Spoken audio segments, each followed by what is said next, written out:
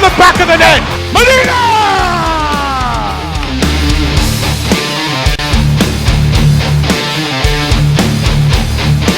Go for the birthday boy! Goal!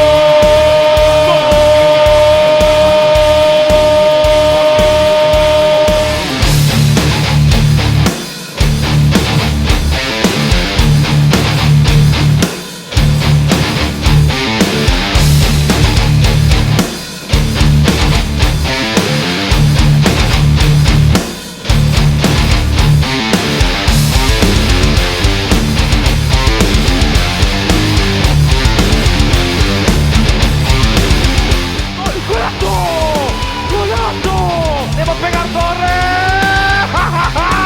¡Oh my goodness!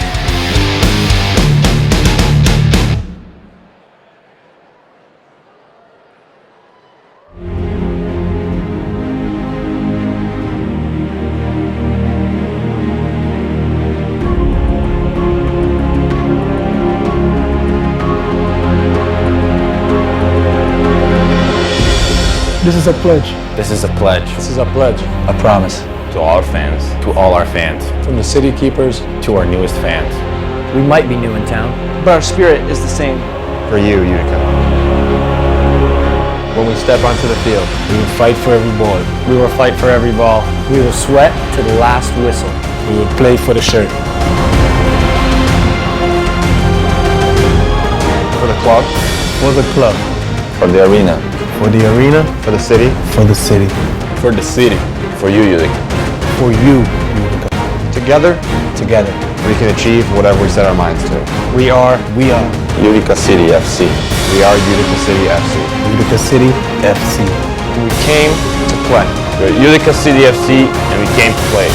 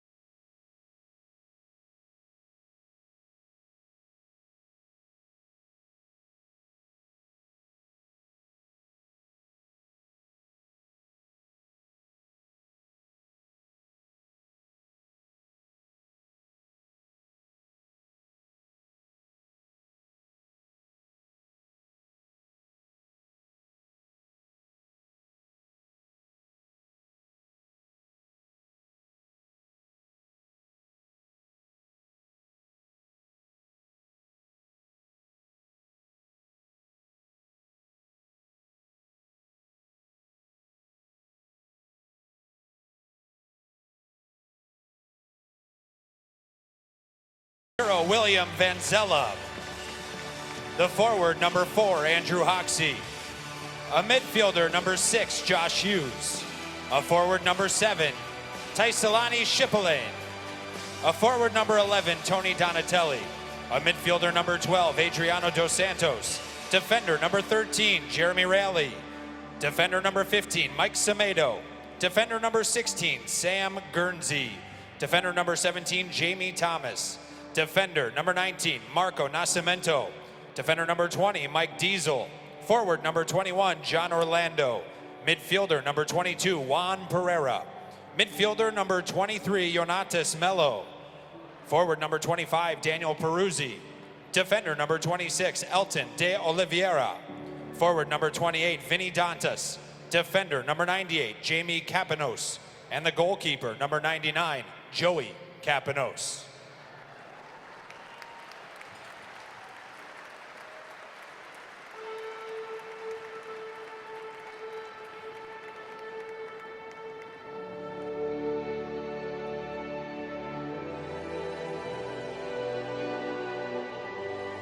Fans, at this time, get off your seat and on your feet.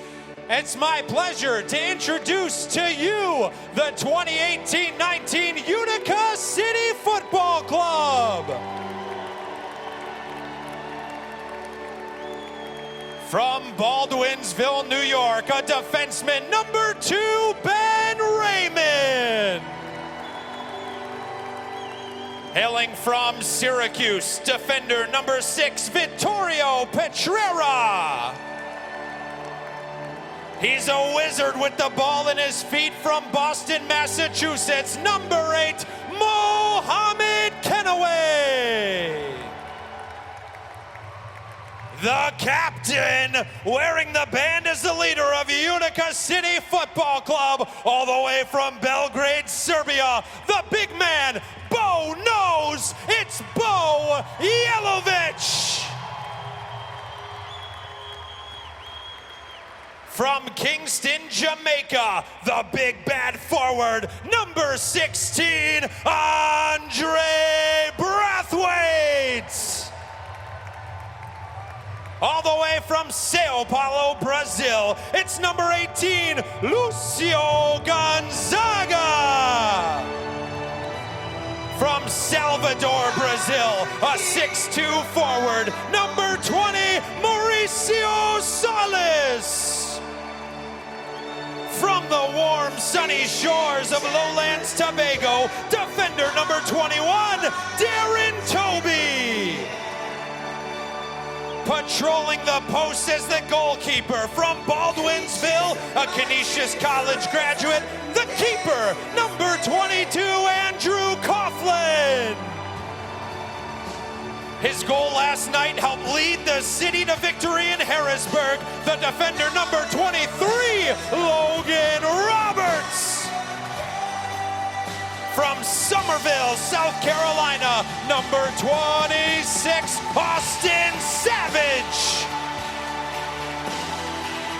He's the mayor of Flair. From Queens, New York, number 27, Joey Tavernese.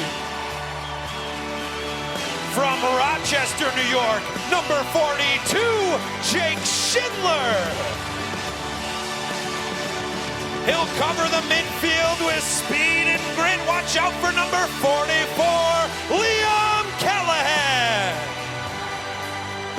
From St. Mary, Jamaica, a defender, number 77, Steven DeRue. All the way from Zenica, Bosnia, make some noise for Slavica Ubiparipovic. Ladies and gentlemen, an assistant captain, a midfielder from Baldwinsville, New York, Rutgers University is where he's from, number 4, Nate Bordeaux. And your head coach of Utica City Football Club, Ryan Hall. Ladies and gentlemen, one more time, let's make some noise from a packed on your Utica City Football Club.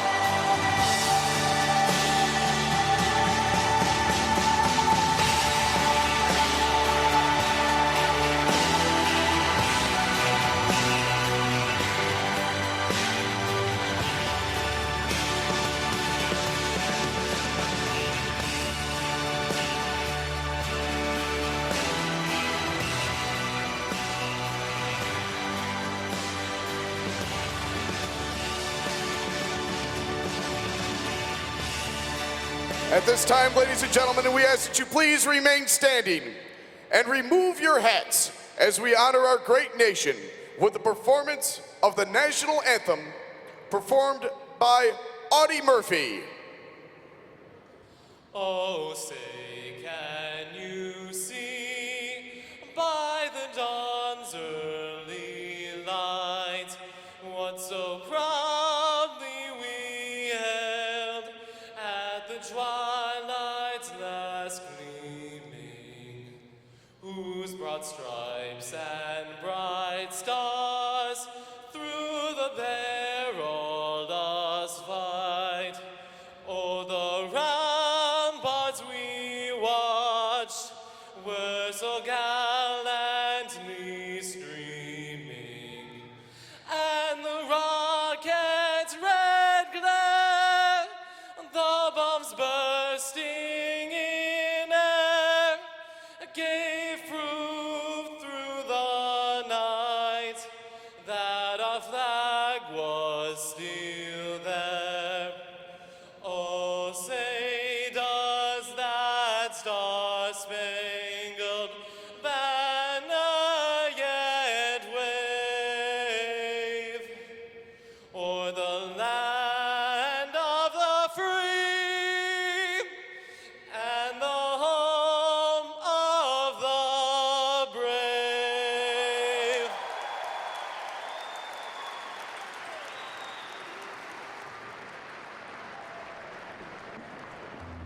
For the first time, Utica City FC will be playing a home game at the Adirondack Bank Center. This time they welcome in the Baltimore Blast on this Sunday matinee. Jack McMullen, Richard Shaw here for you and for the entirety of this MASL season for Utica City FC. Richard, this is a brand new football club, but judging by the environment here at the Adirondack Bank Center in Utica, it just really doesn't feel like they're new to the area. Yeah, absolutely wonderful atmosphere here inside the Adirondack Bank Center. And, you know, what we've got here, which is very exciting, is two teams that, you know, obviously have opened up and both scored a ton of goals. So hopefully all these people here are going to be in for a great treat. And, you know, from a spectator perspective, we're going to see a lot of goal mouth action and at the end of it, lots of goals. Well, we have the two captains at midfield, Tony Donatelli for the Baltimore Blast, and of course for Utica City, it's Bo Yelovitz taking pictures at midfield. But now we're ready to go, and you talk about both of these teams scoring a lot of goals last time out. Baltimore, coming off an 11-3 demolishing of Mississauga yesterday, and then of course Utica City in thrilling fashion over Harrisburg. 4 fourth quarter goals, and they won that contest 9-7. Yeah, so what that means is Baltimore obviously probably were able to mix it up a little bit more, get a few guys on the field that might necessarily not play a lot in other games that are tighter. So with the scoreline, with that cushion, they probably did a lot of rotation. So you expect them to have, you know, maybe fresher legs than what we're going to see with Utica City, because they obviously had to grind it out. They worked hard, but they were getting the pieces together, getting things. The Baltimore team, we know they've got a lot of chemistry. They've been together for a while. We know they know how to win, but what a better way to open it up and test yourselves at home, you know, playing the third consecutive championship side in the Baltimore Blast. Now, Richard, these two, there's really not much greater a discrepancy with two teams in the MASL. Baltimore, 3 consecutive championships here. Utica City, well, they're playing their second game ever. They moved up from Syracuse, but Utica City is new to the MASL, and they take on one of the tried and true Goliaths of arena soccer. Yeah, it's just going to be a great test for them. And, you know, like I said, for these fans to see the Baltimore Blast, to see what the level is where you need to get to challenge for a championship, because these are the moments now where you're put to the test. There's been a lot of talk about the players that have come in here at Utica. They've obviously, you know, done a great performance in that first game. Now they're going to be tested against the best side in the league, and they've got to take care of business. Richard, there are a lot of people here. There are way more than 2,000. They sold about 2,500 tickets, not counting even walk-ins. Is this going to be something that helps and propels UCFC maybe in this game? I think undoubtedly. I think that, you know, when you bring in fans, obviously Utica City FC had a scrimmage in preparation during pre-season. There was a great attendance there. Obviously a wonderful community here in Utica. A lot of youth soccer, a lot of soccer families. People want to come, they want to be entertained. It's perfect. It's a Sunday afternoon, it's 2 o'clock. What a great way to come out, have a good time with your family and be entertained. Now it's up to the players. It's up to them now to put it all out there on the line, working hard, playing for each other, and again, entertaining the crowd by playing good soccer and scoring goals. When you talk about the youth soccer, this turf is already warm for these guys because you have that morning of youth soccer before every single home game. But soccer in the Adirondack Bank Center is underway with Baltimore, getting it going, a fresh 15 on quarter number 1 in UCFC's home history. Baltimore controls on the near side, caroms it off the boards, and it's picked up by the goalkeeper today, Andrew Coughlin, the Syracuse, New York native. Yeah, Coughlin always nice and sharp on his toes, picks up the bits like that. And then, as we can see, he'll certainly be utilized, playing into him, using his feet to start the attacks. A lot of movement, as we can see early on from UCFC. Now Coughlin sends it deep. He was past that yellow line, so he didn't send it past those 3 lines as he plays it off the wall, and it's picked up by Baltimore, so they will work in transition if Brathwaite doesn't have something to say about that. Yeah, correct. Coughlin just gets over that yellow line, looks for that diagonal pass into Brathwaite. We know he's strong, he's physical. He'll be a target that they'll be looking for all day long. Cheap pass and a boomer, and that is the first UCFC goal. Lucio Gonzaga. He christens the Adirondack Bank Center. Yeah, it opened up nicely for him. As you saw, there's a big space in the middle of the field. He picked it up maybe about 20 yards out and just hits the target, takes the ricochet, and that's the thing, shoot across the face of goal, any kind of deflection into the back of the net. What a perfect start for UCFC, and now they've got to build off it. Gonzaga awarding the game ball to a lucky young man sitting in the front row here at the Adirondack Bank Center. A beauty of a missile from Lucio Gonzaga. Something good's going to happen, and Baltimore just wants to push it over towards Coughlin, but he gets it off with his right foot. Yeah, this is where Utica just got to stay switched on now. Obviously the perfect start at home. Your home opener against the champions. You get an early goal, keep your heads, keep things together, get organized, stay compact defensively, and make sure that you're putting the pressure on, not giving these Baltimore players any time to relax. Keep getting at them and keep that start going. Richard, the field's really small, so do you have a feeling that if you just fire one of those heat-seeking missiles like Gonzaga did in the early going, that is another way to do it?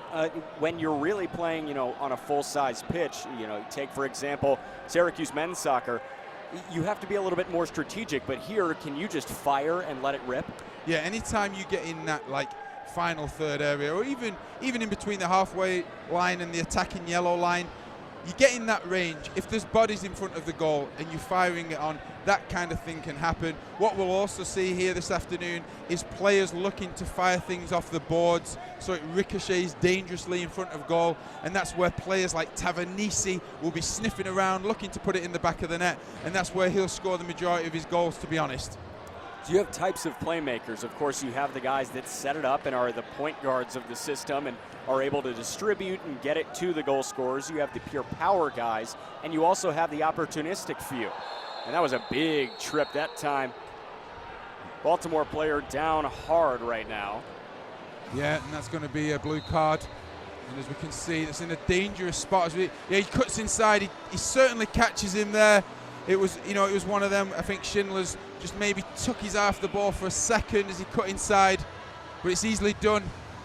And UCFC now have got to make sure they're organized and just get nice and tight, because they'll be looking to probably shift this or fire something on goal. But this will mean 2 minutes now where they're going to be down a guy. They're going to have to make sure they're working hard defensively and try and keep them out for the duration of the 2 minutes. Juan Pereira, who had a goal and an assist in that 11-3 win over Mississauga, down, and that triggers a restart. And now it's over on the far side, back up top. This is where you can really let it rip right here. Yeah, and I don't think we'll see Baltimore rush. They're very patient. They like to possess the ball, especially when they've got a power play like this and they've got the extra guy. They'll keep knocking it. They'll keep looking for the window to get that shot in. And then when it comes, they'll have a go. Baltimore still working it around. Like a predator ready to pounce. The Blast have been here before. But a faulty pass right back to the goalkeeper, William Van Zela. Yeah, UCFC just sitting in, making sure they're nice and tight, denying any shooting opportunities. Dantas puts it across off the crossbar. Off the post, pardon. And now Baltimore resets. Yeah, and that's exactly what we're talking about. They're very good at that, knocking the ball from side to side with speed. They get the half a yard. UCFC fortunate there that hits the post. Dantas with a move, left foot, that sails way high, and that triggers a restart for UCFC. So this penalty kill working, and they're 60 seconds in. Yeah, and we see there again, just off the inside of the post. Really fortunate for UCFC. Baltimore, credit to them, knocking it about nicely. Coughlin heaves to the heavens. He found the back shoulder of Brathwaite, but it bounces right back Baltimore's way. Mello puts it on the far side. And now they get back into their attacking third. Yeah, and as you can see, UCFC in that traditional diamond shape. When they're a player down, they get nice and tight. Make sure they're closing down. Raymond working hard. Yellowbacks closing down. Patience right inside off the glass, and it goes out of play. Yeah, just 27 more seconds now to see this out for UCFC. Baltimore keep knocking it. UCFC spent 9 minutes thinking about what they did in that 9-7 win over Harrisburg yesterday. 9 minutes in the penalty box, they could not convert on a single penalty kill. Now they're looking to do something for the first time this season. Donatelli has it, 5 on the penalty kill clock. And that trickles down as it bounces off the glass. Schindler straight in the action, trying to win the ball back for his side. He's done well there, getting his body in. Schindler, one of those new arrivals, doesn't even have a headshot in the media guide. Yeah, the UCFC players, as you can see, looking to try and switch it up. As we know, they switch on the fly, and when you've been working hard against the power play, your legs start quivering a little bit, especially when you're running side to side. A deserving line change. The penalty kill unit did their job. 9:48 to go. And a Lucio Gonzaga goal is the difference. Yeah, big moment that for UCFC. Keep them nice and tight. They kept them out. And Baltimore will try and get a grip of this now. Schindler clears it away for the time being, and now it comes back into the neutral area. How big was that Gonzaga goal? This crowd erupted. It was a fantastic start. Exactly what you want for your home opener. It was a great strike across the face of goal, as we said.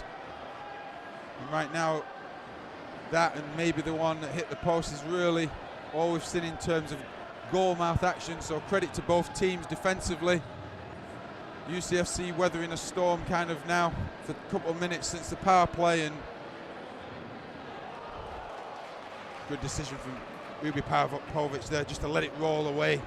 Dangerous pass, and now it's picked up by Coughlin, and he'll let everybody take a breather right now and roll it out to his defender.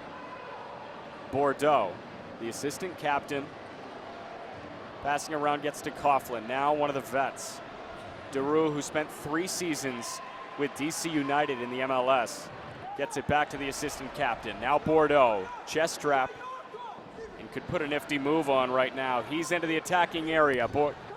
DeRue fires high, misses, restart coming. Yeah, good work from DeRue on that side. Baltimore pressuring high, not letting UCFC set attacks up from the back.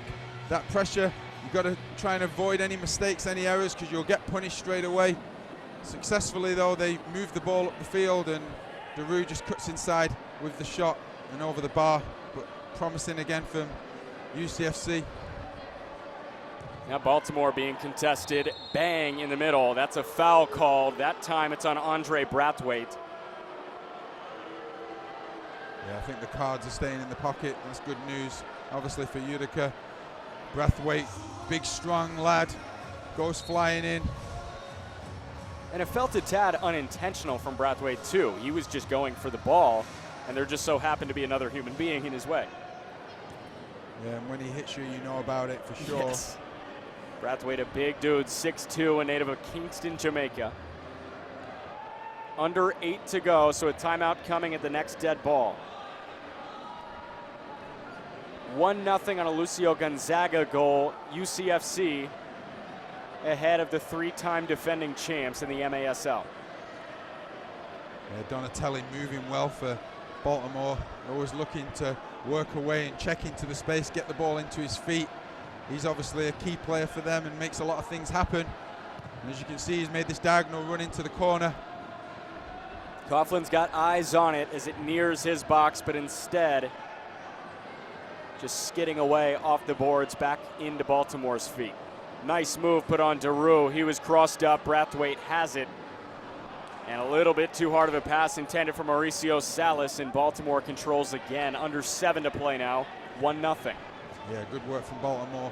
UCFC just got to make sure that when they do win it, they're under a little pressure at the moment.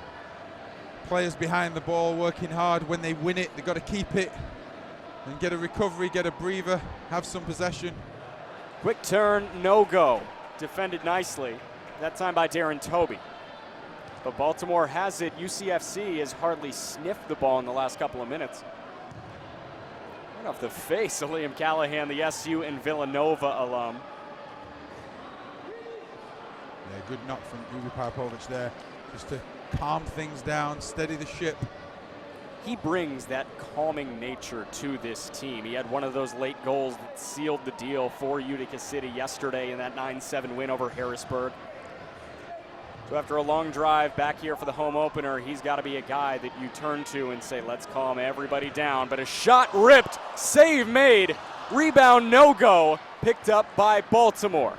Dangerous attack, and now Schindler has it on the near side, pushed against the boards. And now Bordeaux gets it back to Coughlin. Yeah, this is better from UCFC. You mentioned the goal scorers. What was nice about the win against Harrisburg was that you had an array of different players getting on the score sheet. That's always healthy. You don't just want to be looking for 1 or 2 guys. You want to mix it up. You want different players stepping up with the goals. And we certainly know that this team is capable of that, just as Baltimore are. Everyone's got to be watched defensively, get tight, stop the shots. But this is better from UCFC now in terms of possession. This is what they needed. They were under pressure, I'd say, for 4 or 5 minutes there, and they've not given up any goals, and that's obviously extremely positive for them at this point of the game. Hard clear against the boards, a trip inside the box, nothing called, and now Baltimore runs. Pereira is tripped up by Gonzaga, and UCFC has it with under 5 to play. Yeah, good defensive work there from Gonzaga, getting his body in, using his experience. He knows what he's doing there. The UCFC defense has looked superb in the first 10 minutes of this game. No shots on goal compared to UCFC's 2. That's a dead ball, and we will get our first minute hiatus of this game. 4.5 to play, 1-0 UCFC on top of Baltimore. Richard, the defense has been great for UCFC, and Lucio Gonzaga was, well, the benefactor of that first goal in a UCFC uniform in the Adirondack Bank Center. What have they done well, and what could UCFC do differently to maybe stifle this Baltimore attack? Because although they have no shots on goal, Baltimore's in the attacking zone a lot right now. Yeah, that's a good point. You know, you defensively, UCFC players, they're getting there. They're blocking the shots, which is obviously number 1. Get you there. Don't let anyone get in the way. And then the second thing is, can we close Baltimore down a bit quicker, give them less time on the ball? If they can do that, then that's going to disrupt them a little. But make no mistake, Baltimore have that quality. They know how to knock the ball around. They're patient, and they will keep playing with speed to get that half a yard. And as we see when they hit the inside of the post, they've got that threat because they have that quality.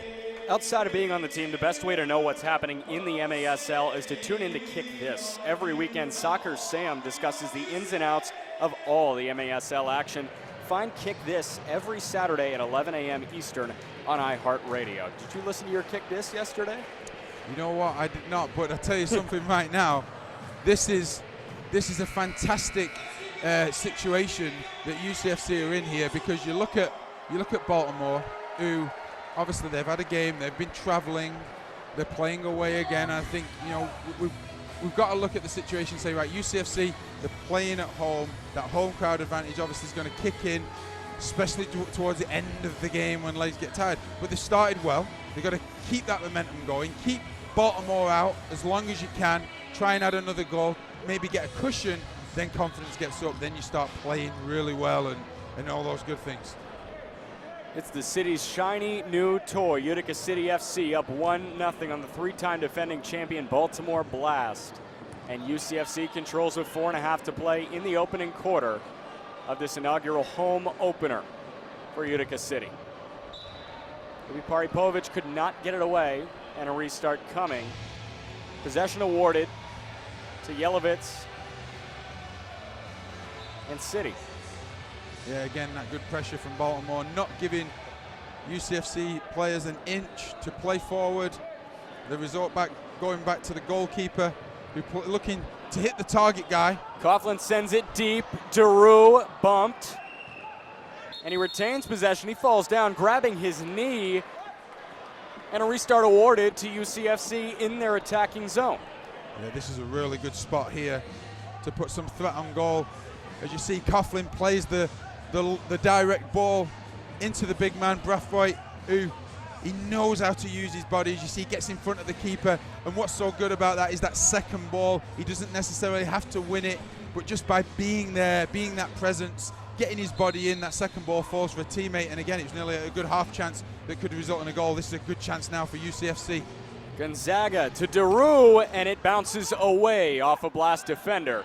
But Ubi Paripovic has it on his left foot. Kick to Brathwaite. Ubi Paripovic makes it 2-0. Wonderful play from UCFC. Ubi Paripovic, beautiful skill, just rolling it behind him, goes to the little 1-2. And I tell you what, that's awesome in terms of timing, getting that second goal, so key right now. And what a way to do it. I mean, you talk about skill, you talk about togetherness. This team's, obviously those players just working so well together in that final third. Little 1-2, Brathwaite, same on the same page. What a goal, fantastic little play into the corner. It felt like a chef putting just the perfect amount of salt into his soup. Brathwaite kissed his hand and let it fly right to Ubi Paripovic. Give and go to perfection. Now it's in Baltimore's attacking area with 3.5 to play. In the first quarter, it's 2-0 Utica City over Baltimore. Holy moly, were you expecting this? Perfect start for them. Got to keep working. Can't take your foot off the gas. Keep closing down, denying shots, exactly like that. Getting your body in. Dantas met with heat from the UCFC defense, and Coughlin picks up the loose change. Yeah, Dantas always a danger due to his physical presence up there. Big, strong lad. Gets the ball into his feet, uses his body well, just as Brathwaite does here in the corner. It's another guy who uses his body very well. Salas couldn't get it. Brathwaite goes up, uses the body off the glass. Picked up by Bordeaux. Schindler can't connect. Tough touch from Schindler, and now Baltimore runs. Yeah, great work again defensively that time from Yelovitz, getting his body in. As you'll see here, little knockdown, just almost got there for UCFC. Ben Raymond, who had 2 goals in the 9-7 win over Harrisburg yesterday, gets it off to Daru. Now cutting into the middle, shot on, nothing brewing. Yeah, good play from Tavernisi, holding the ball up well, then looking to cut inside, a quick turn, fires the shot off. Baltimore equal to it. Ubi Paripovic controls, plays it up to Tavernisi, bounces away, intercepted, but Daru picks it up. Puts a shimmy on, right-footed bomb, no good, and Ubi Paripovic pushes it back to Coughlin. Yeah, just playing back to Coughlin, starting it again. New players switching in and out, that's the way. Keep the fresh legs coming, keep the pressure on. Gonzaga to Kenaway. Kenaway, one of the brightest stars the MASL has to offer right now. It feels like he's got a string attached to that ball at his feet. Yeah, excellent skill. Knows how to find those little pockets of space.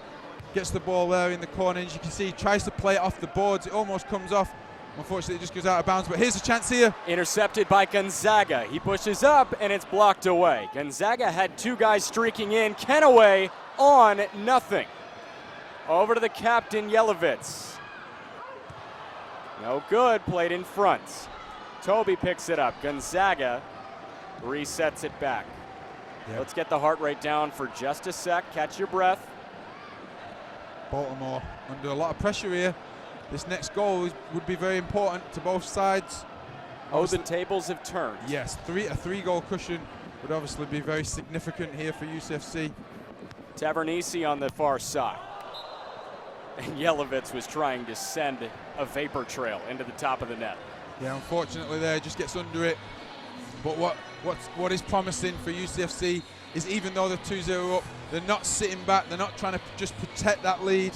They're getting forward and see Yelovitz coming out of the back with speed, but again, just gets under it and it goes over the bar. It has been all UCFC in the first 14 and a half minutes of this game. We've got 30 more seconds in the opening quarter. 2-0, City over the Blast. And they can't get it out. Hit some spectators' palms. And now a restart coming Baltimore's way. Yeah, Oliviera there, just taking the restart. Logan Roberts with the defensive play closing down. That's the type of appetite defensively you're looking for from your players. They force them errors. Brathwaite with 13 tried it on, and it sailed way high. That's a very low percentage shot in a game that really doesn't have many low percentage shots. Yeah, it was certainly on. You know, Vanzello was off his line. It's good that he's got that awareness there, Brathwaite, just to get his head up, have a little look, and he looks to clip it. Another high lob, way too high. With 6.5 seconds to go, you can expect to see one from Roberts and UCFC right now, or they'll just let it roll. That's what they'll do. The first quarter comes to a close. It's 2-0. Utica City FC on top of the Baltimore Blast. What an impressive first quarter in the home opener. Yeah, you know, when you talk about what you're looking for when you start your campaign at home, you're obviously looking for some goals, but you're also looking for some resilience defensively, and I think that was the key of this quarter, was that they held on in terms of their spirit, defensive work, closing down, denying Baltimore those clear cut chances. They did have that one opportunity that hit the inside of the post, but defensively what we saw was Utica just working hard as a team, closing down, staying nice and compact, especially during the 2-minute power play. And then as they kind of rode that wave, they then started gaining a bit more confidence, even though they got the early goal. And then that's when we saw them mounting the attack, get that second goal. Bit of a cushion now, but they cannot sit back. They have to keep going forward, go for the third, keep at Baltimore, give them no time, and then that way they can keep putting the pressure on. Richard, this game is 4 15-minute quarters, and now I want to split it into 8s, because that was a tale of 2 8s in that first quarter.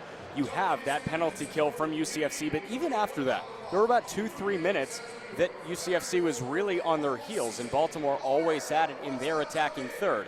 Then the tables turned, and UCFC had it, the pressure was on, and they figured it out. Coughlin was able to push it up and pretty much give Andre Brathwaite a chance to go head-to-head with that goalkeeper often. Yeah, and I think that's certainly an outlet that UCFC have got to look to really utilize time and time again, especially when it's on. You know that when Brathwaite's in the game, obviously they're going to rotate.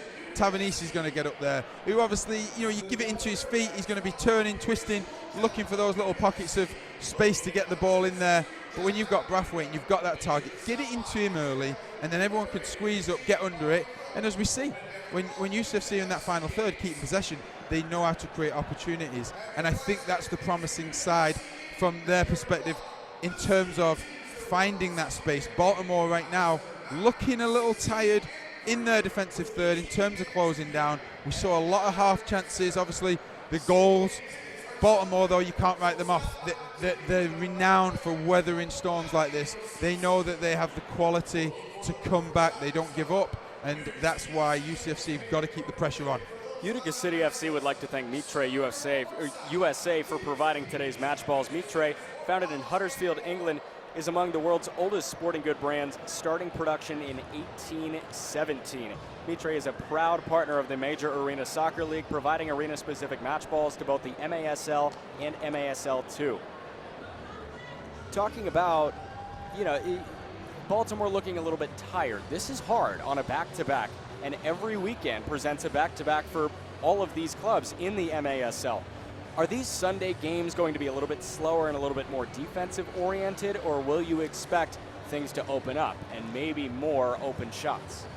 Well, I think you make a good point. Obviously, when you look at the fixture that's going to be here on a Sunday, the majority of the time, if not all the times, I'd have to really analyze the schedule. A lot of teams are going to come here, and it's going to be their second game.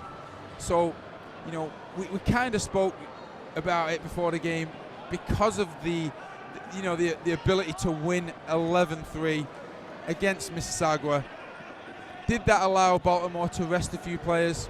Possibly, but at the end of the day, even if you're resting players, if there's a lot of travel, if there's a lot of disruption with that, you're driving through the night a lot of the time.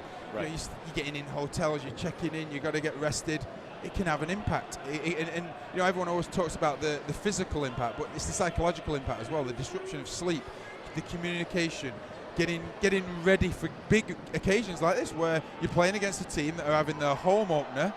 They're going to be up for it. And at the moment, UCFC have been equal to it. Baltimore pushing, UCFC gets it away. Big pressure on, and they're going to call a foul on a restart. Yeah, and that's going to be a blue card. So now we get a situation where UCFC will be playing up a guy, and it was a late tackle.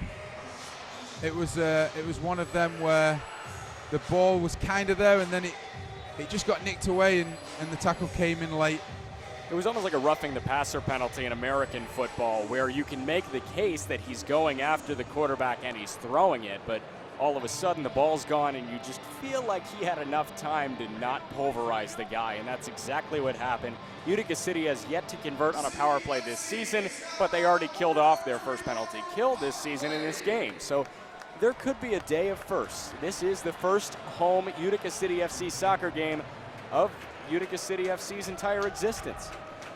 And Rayleigh comes in there with the tackle. Hard shot on, denied by the feet of Van Zela. And now Gonzaga plays it up top. Salas off the walls, almost back to Salas, but instead it slings around the boards. Yeah, you can see just an opportunity there to try and catapult it off the corner into the goal box. And UCFC, this is a big moment for them because that third goal really is very important.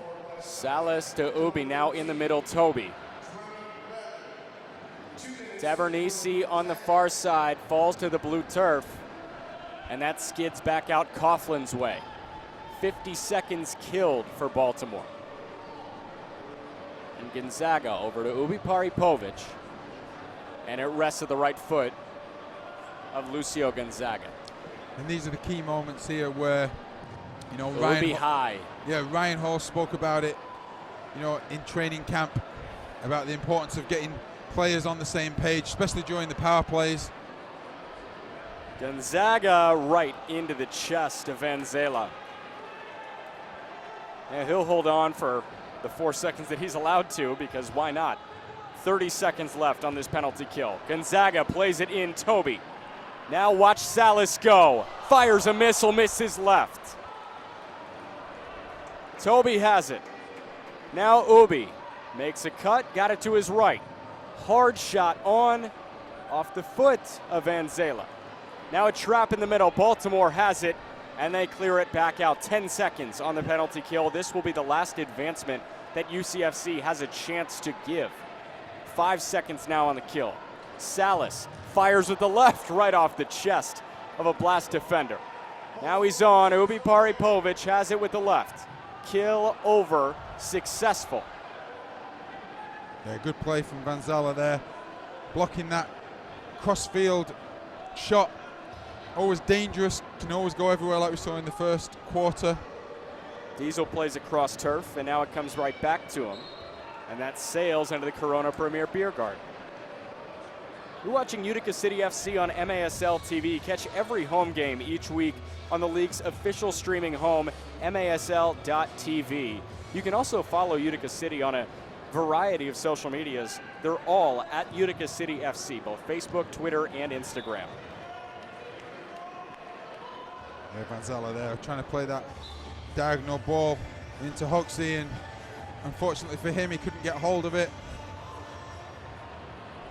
Callahan up to Brathwaite, who had himself quite a first quarter, although there are no results on his scorecard.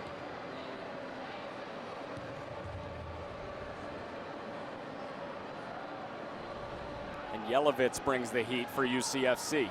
Baltimore plays it back. Vanzela plays it high. Hard off the bounce. Daru doesn't go and get it, but possession awarded to UC. Yeah, clever play from Daru there, showing his experience.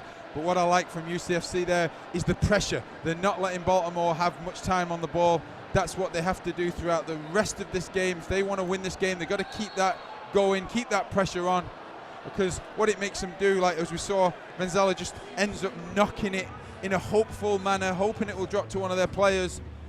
And that's where Utica can just come and win it and then get hold of it again. But good pressure from them so far. There's a difference between a measured attack and a hopeful attack, because you just kind of hope that it gets somewhere versus actually knowing. And that's what UC has been able to do to Baltimore. 2-0, Utica City on top of the Blast. 5 minutes erased in this second quarter. 2 goals come from Lucio Gonzaga and Slavica Ubipari-Povic. Now Bo Yelovitz has something else to say about that, and Schindler has it at his feet. Right-footed missile, batted away. Now Schindler has it again at the top, playing into the middle. Callahan, turnaround, decided not to pull the trigger. We haven't seen much of Mohamed Kenaway. He just touched it on the near side. But now he goes right back to the bench. Salas plays it back, Coughlin. 9:50 to play. UCFC on top of Baltimore, 2-0. And now it's going over to the attacking area. Salas plays it off the ankles of Vanzela. They retain possession.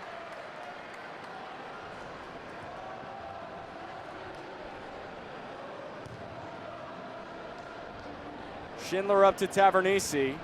That was batted away by a referee. Yeah, good tactic there. Get it in the corner, find the referee, let him do the job. He's done well though, he controlled it well, that's for sure. It's like an obstacle. Just adds to the difficulty score. Could get a 10 from the Russian judge. Yeah, there seems to be a lot of confidence right now from Utica. They've got to keep that going, keep pushing. If they have that mentality, I think they've got a great chance of winning this game today. Just got to keep Baltimore out. Baltimore keep working hard. We know they're a fantastic side with a lot of quality, a lot of experience. They've certainly come back from spots like this before. Callahan with a hard push. Vanzela gets it away. Ubipari-Povic has it back in Utica City's control. Daru now back of midfield. But that doesn't even feel like a threshold midfield. Anything is fair game here at the Adirondack Bank Center.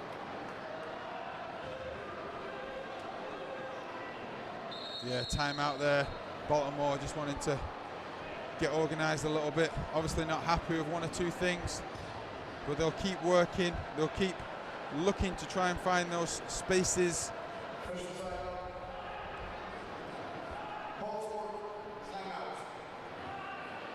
That'll be a timeout charge to Danny Kelly. Danny Kelly, the tandem of him and his assistant David Bascom have been together at the helm of Baltimore for 10 years. Versus on the other side, Ryan Hall is just in his second season of arena soccer coaching. He coached the Syracuse Silver Knights last year, and he came out to Utica with UCFC. Now Ryan Hall sees himself leading one of the Goliaths of MASL coaching lore 2-0 with 8 minutes to go in the second quarter. How has he done that? And, you know, the first thing I want to say is this. As a player, Ryan Hall had a tremendous appetite to get in in terms of defensively. He was a defender, he worked hard, he blocked shots, he put his body on the line, and he's going to bring that same mentality to his coaching role, and we've seen that already. We know pre-season UCFC worked extremely hard. We know that, you know, from the perspective of what he expects from his players in terms of closing the ball down, that's a prerequisite, and he is going to nail that into his team. Now, in this situation now, I think the message to the players is this. Keep doing what you're doing. Have belief. You're keeping them out right now. We have to maintain that mentality, that work rate, and if we can do that, I think we're going to be great. We're going to be fine, because going forward, we know one thing. We can score goals. A bulldog on the pitch was Ryan Hall. Now he's ensuing that bulldog mentality in all of his UCFC club. 8:12 to go out of the Baltimore timeout. It'll be dropped to the feet of the goalkeeper, William Van Zela. And he's got it now. He heaves to the sky, and it drops right to UCFC and Schindler. Brathwaite playing up Kenaway. Back into this game, but Baltimore controls in their defensive half. Yeah, we'll certainly see that a lot when Kenaway's in and around Brathwaite. They'll look to link up, they'll look to work together, and you know, just play those little 1-2s or little flick-ons around the corner. We saw Brathwaite just try and nod it on. Good defending from Baltimore, though. They were equal to it. I feel like there's multiple camps in terms of attacking. You can either flick it on and see what kind of rebound you get, and that'll provide easy opportunities, or you could just let it fire and shoot it as hard as you possibly can and see what happens off a bounce. But it's got to be pretty hard to score directly in this sport. Well, this is the thing. It's obviously a combination of two approaches that we'll see constantly here at the Adirondack Bank Center this year. You're going to have teams that are going to really look to keep the ball all the way up the field. Even in the final third, they'll keep it. They'll not rely on those ricochets off the boards that obviously have a percentage of chance to them, because they can always fall. You don't know where they're going to fall. Or, you know, in terms of that direct ball, which I see Brathwaite's the outlet, Hoaxie's been the outlet for Baltimore, but Baltimore are always going to look to do this where they're knocking it around the back, keeping the ball much more, but UCFC have put that pressure on them and denied them that time, which has made it difficult for them. 6.5 to play now. Van Zela got to about the threshold that he can get to. Goalkeepers cannot cross the halfway marker, and Coughlin with a nifty pickup. Energy toss to Gonzaga, plays it up. Tavernisi, the closest city man there, but Van Zela, the one that got paws on it. Trading line drives out of their hands. 6 minutes to play in the first half of action. UCFC up 2-0. Now Rayleigh on the near side plays it past Gonzaga, looking for a give and go, can't get it. Darren Toby had two hands on his Baltimore counterpart. Yeah, this is that time now where, you know, you've got a few minutes before halftime. Don't take your foot off the gas. Keep working hard. Protect the 2-0 lead, but still keep looking forward to get another, because you're gonna, you know Baltimore is going to be knocking on the door. Great Gonzaga high wide. That looked good off his right foot. Yeah, Gonzaga always a threat when he gets that ball in the midfield.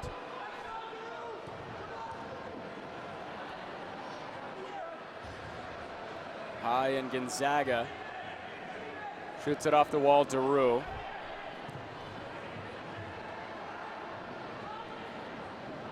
good knock from Coughlin. Salas tries to get hold of it, just bounces up. There'll be a restart on that side. You tossed your hand up. Were you expecting a foul on the near side? I thought myself, the way the player came in as Daru plays it back to Coughlin, there's certainly a little contact. And, you know, they're the decisions where it allows you, especially just before halftime, just to settle things down a little bit.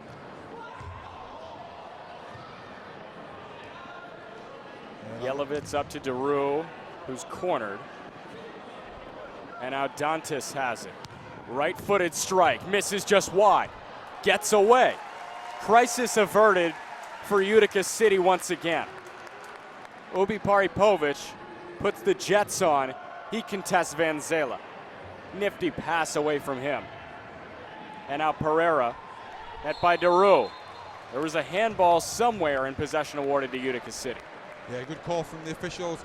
Daru, very composed, not panicking, and the ball hits him on the hand. And that's clearly a restart for Utica.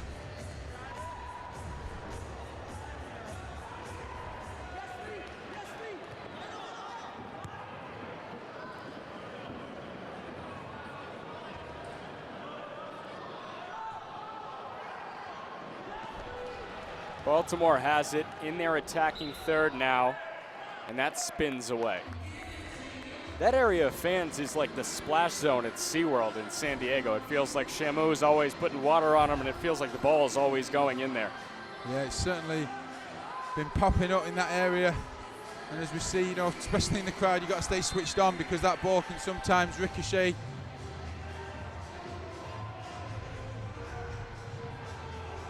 I think there may be waivers for these spectators now.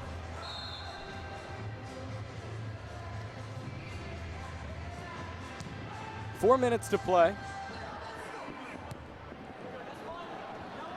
And Utica City holding a 2-0 advantage over Baltimore.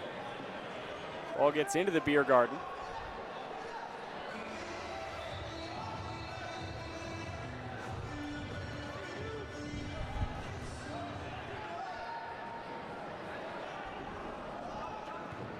And as Ubi Paripovic shots off, Kenaway comes in. Daru shot it high, almost right into the face of a fan on the far side. But that's a reset awarded to the Blast, and this could be a dangerous opportunity. Yeah, top of the box restart. Anytime you clear it defensively, this is danger. Got to stay switched on. Donatelli with a pass inside. Bouncing around, off of Coughlin, and it gets away. Results in a roar from the Utica City faithful, the newly minted faithful.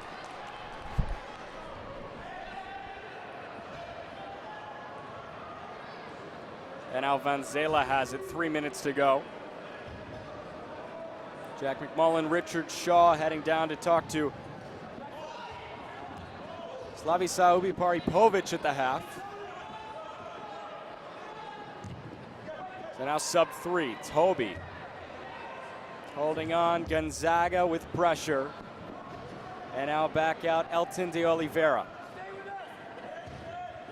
2:45 to play in a game that has been dominated by Utica City.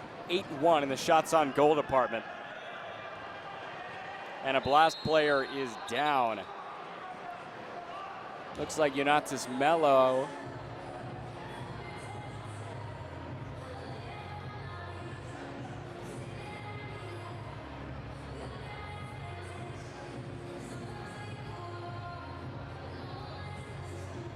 Check that, that's not Mello.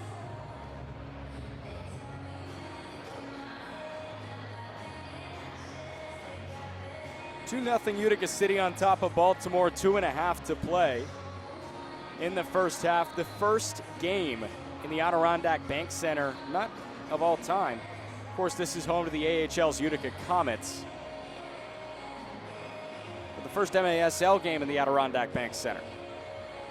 Utica City FC made the move up from Syracuse at the end of the 2017-18 campaign. Ryan Hall, who was a first-year head coach last year for the Syracuse Silver Knights.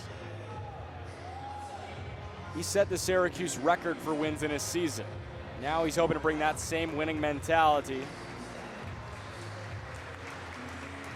As Daniel Peruzzi was the man down. Peruzzi had 2 goals and an assist, an 11-3 drubbing of Mississauga. He's up with the help of his counterparts, training staff, and now players. And he's limping off.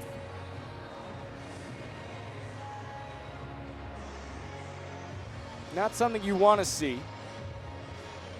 But Utica City coming off a clean top of the box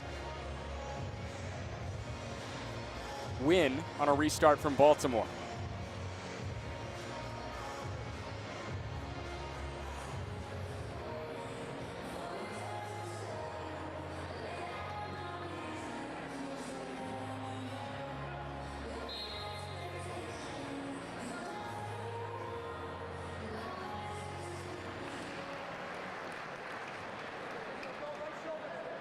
Two and a half to play, 2-0 Utica City on top of Baltimore.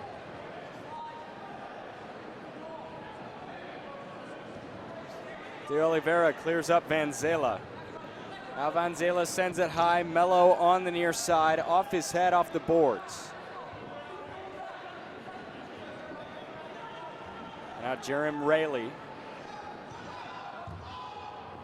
Over to Mello, now Hoaxie. Nice kick pass back. Mello contested Gonzaga. Mello thought about it with the right foot. And now pulled it back out. It's in the neutral zone, still striking distance with $1:48 to go in the first half. Utica City on top 2-0 of the Baltimore Blast, the three-time defending champs of the MASL, on their feet from the new guys, on their heels from the new guys.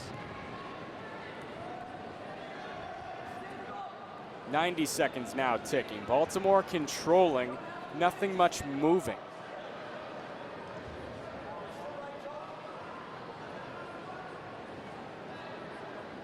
The five on the turf for Utica City: Toby, Yelovitz, Brathwaite, Kenaway, and Gonzaga. Toby off the noggin up to Brathwaite, and Gonzaga has it. Turns a jog into a shuffle, and now he sprints off for Roberts. Toby playback Coughlin. Now over to the far side, quick turn Roberts, foul called, restart coming. 54.1 on the game clock. Now pass back, intercepted by UC, and Toby has it. Nice pullback, ball on a string, and his left foot gets it back to the goalkeeper Coughlin. He sends it up. Salas playing in the corner. Slide tackle made Callahan. Another one by Salas. That pushes it up. Tavernisi playing on the boards. Very close. Callahan, left foot over to Salas. 24 seconds to go on the clock. 2-0 Utica City. 8-1 shots on goal. Utica City leads. They have dominated this first half. Can they get one more in the next 14? If they're going to do it, they got to go. It's intercepted by Baltimore.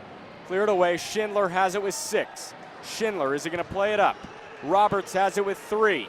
Sends it deep into the area, and the buzzer goes off. That ends the first half. 2-0 Utica City on top of Baltimore. Goals from Lucio Gonzaga and Slavica Ubipari-Povic. Now Slavi has 3 goals on the season in, 1.5 games.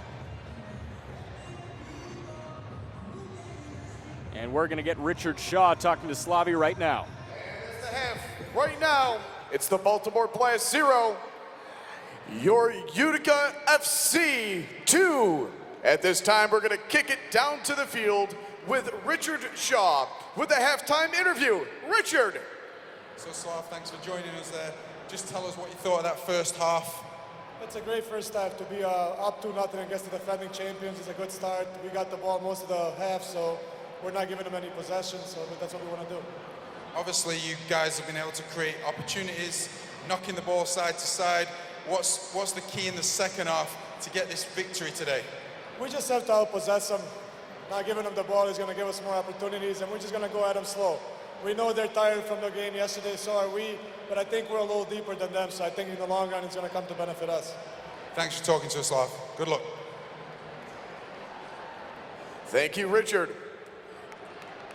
Now, folks, if you look on the field, we have the AYSO halftime game going on, brought to you by Davidson of Rome.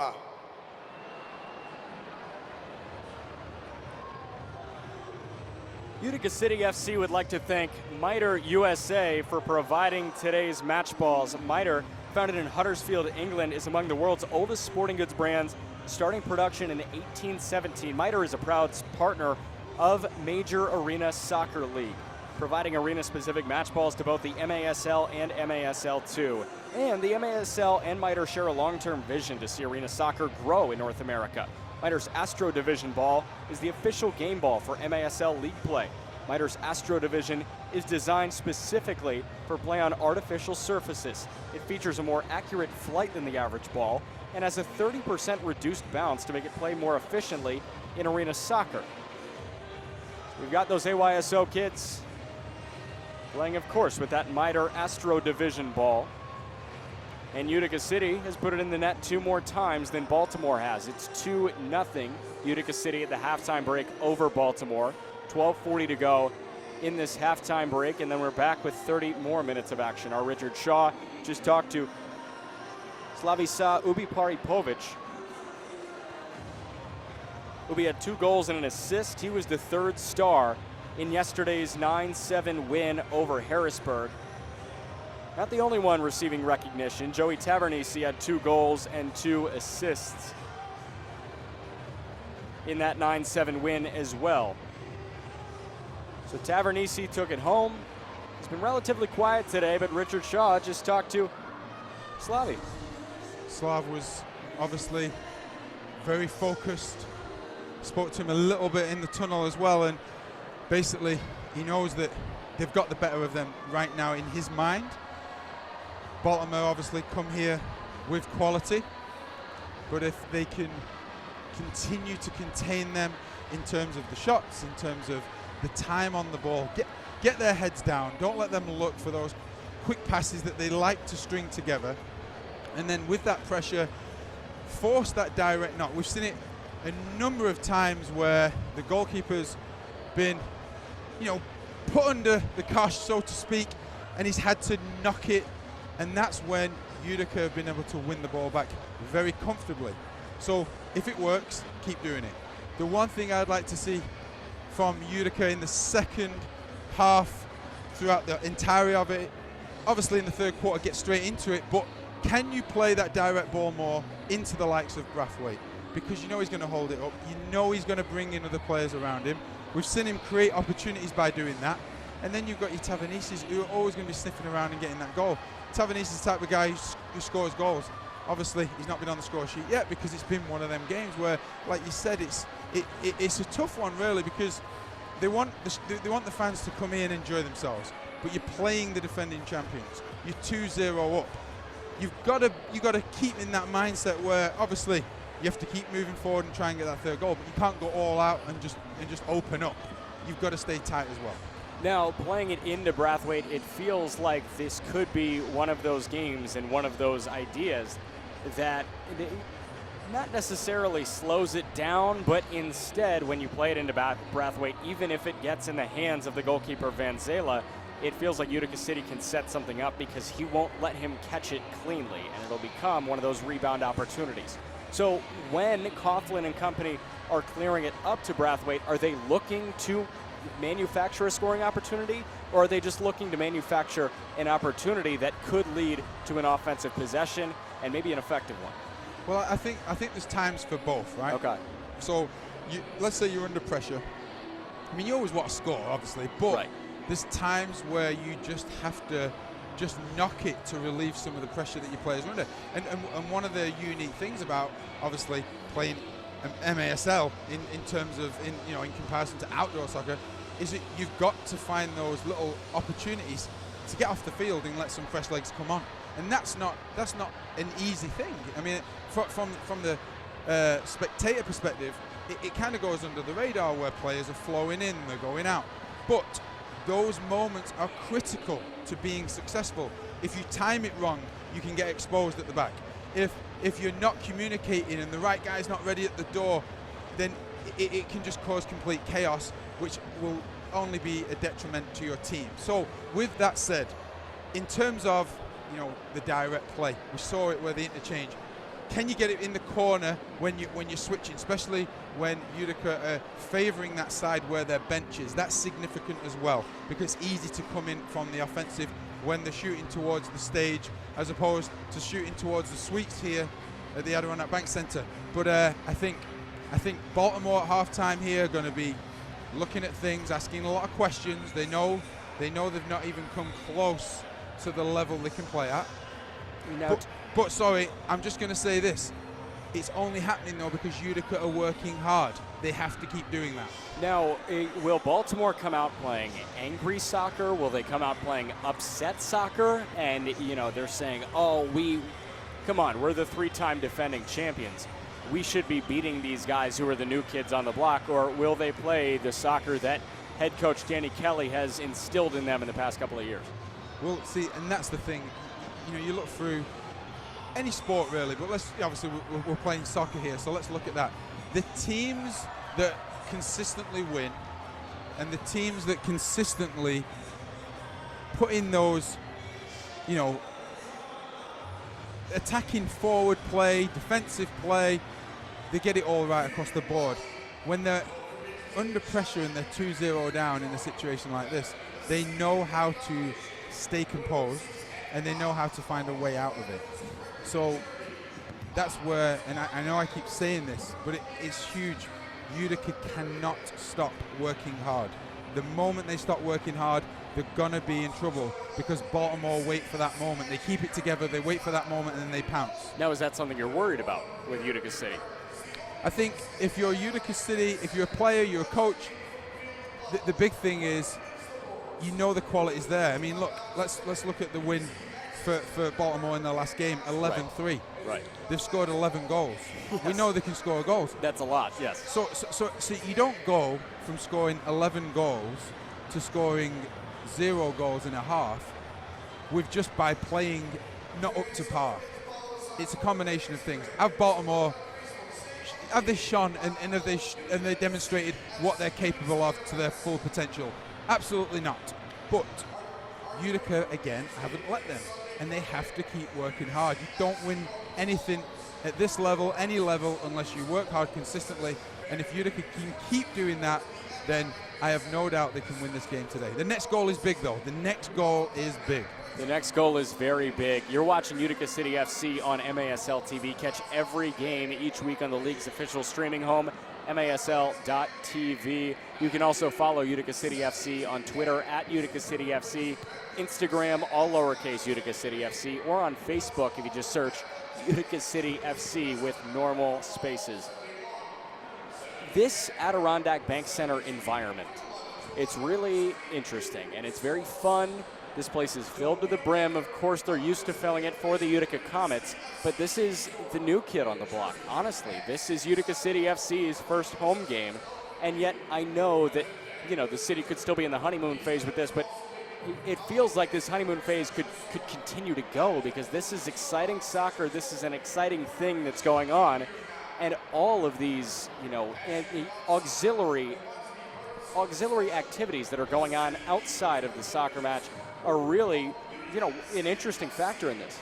Yeah, well, one thing that was very clear from the start when I first got involved with Utica City FC was the professionalism and the leadership of Rob Esch in terms of what he's doing, not just here at the Adirondack Bank Center, not just what he's done with ice hockey, but there's a bigger cause. It's what you're doing in the community.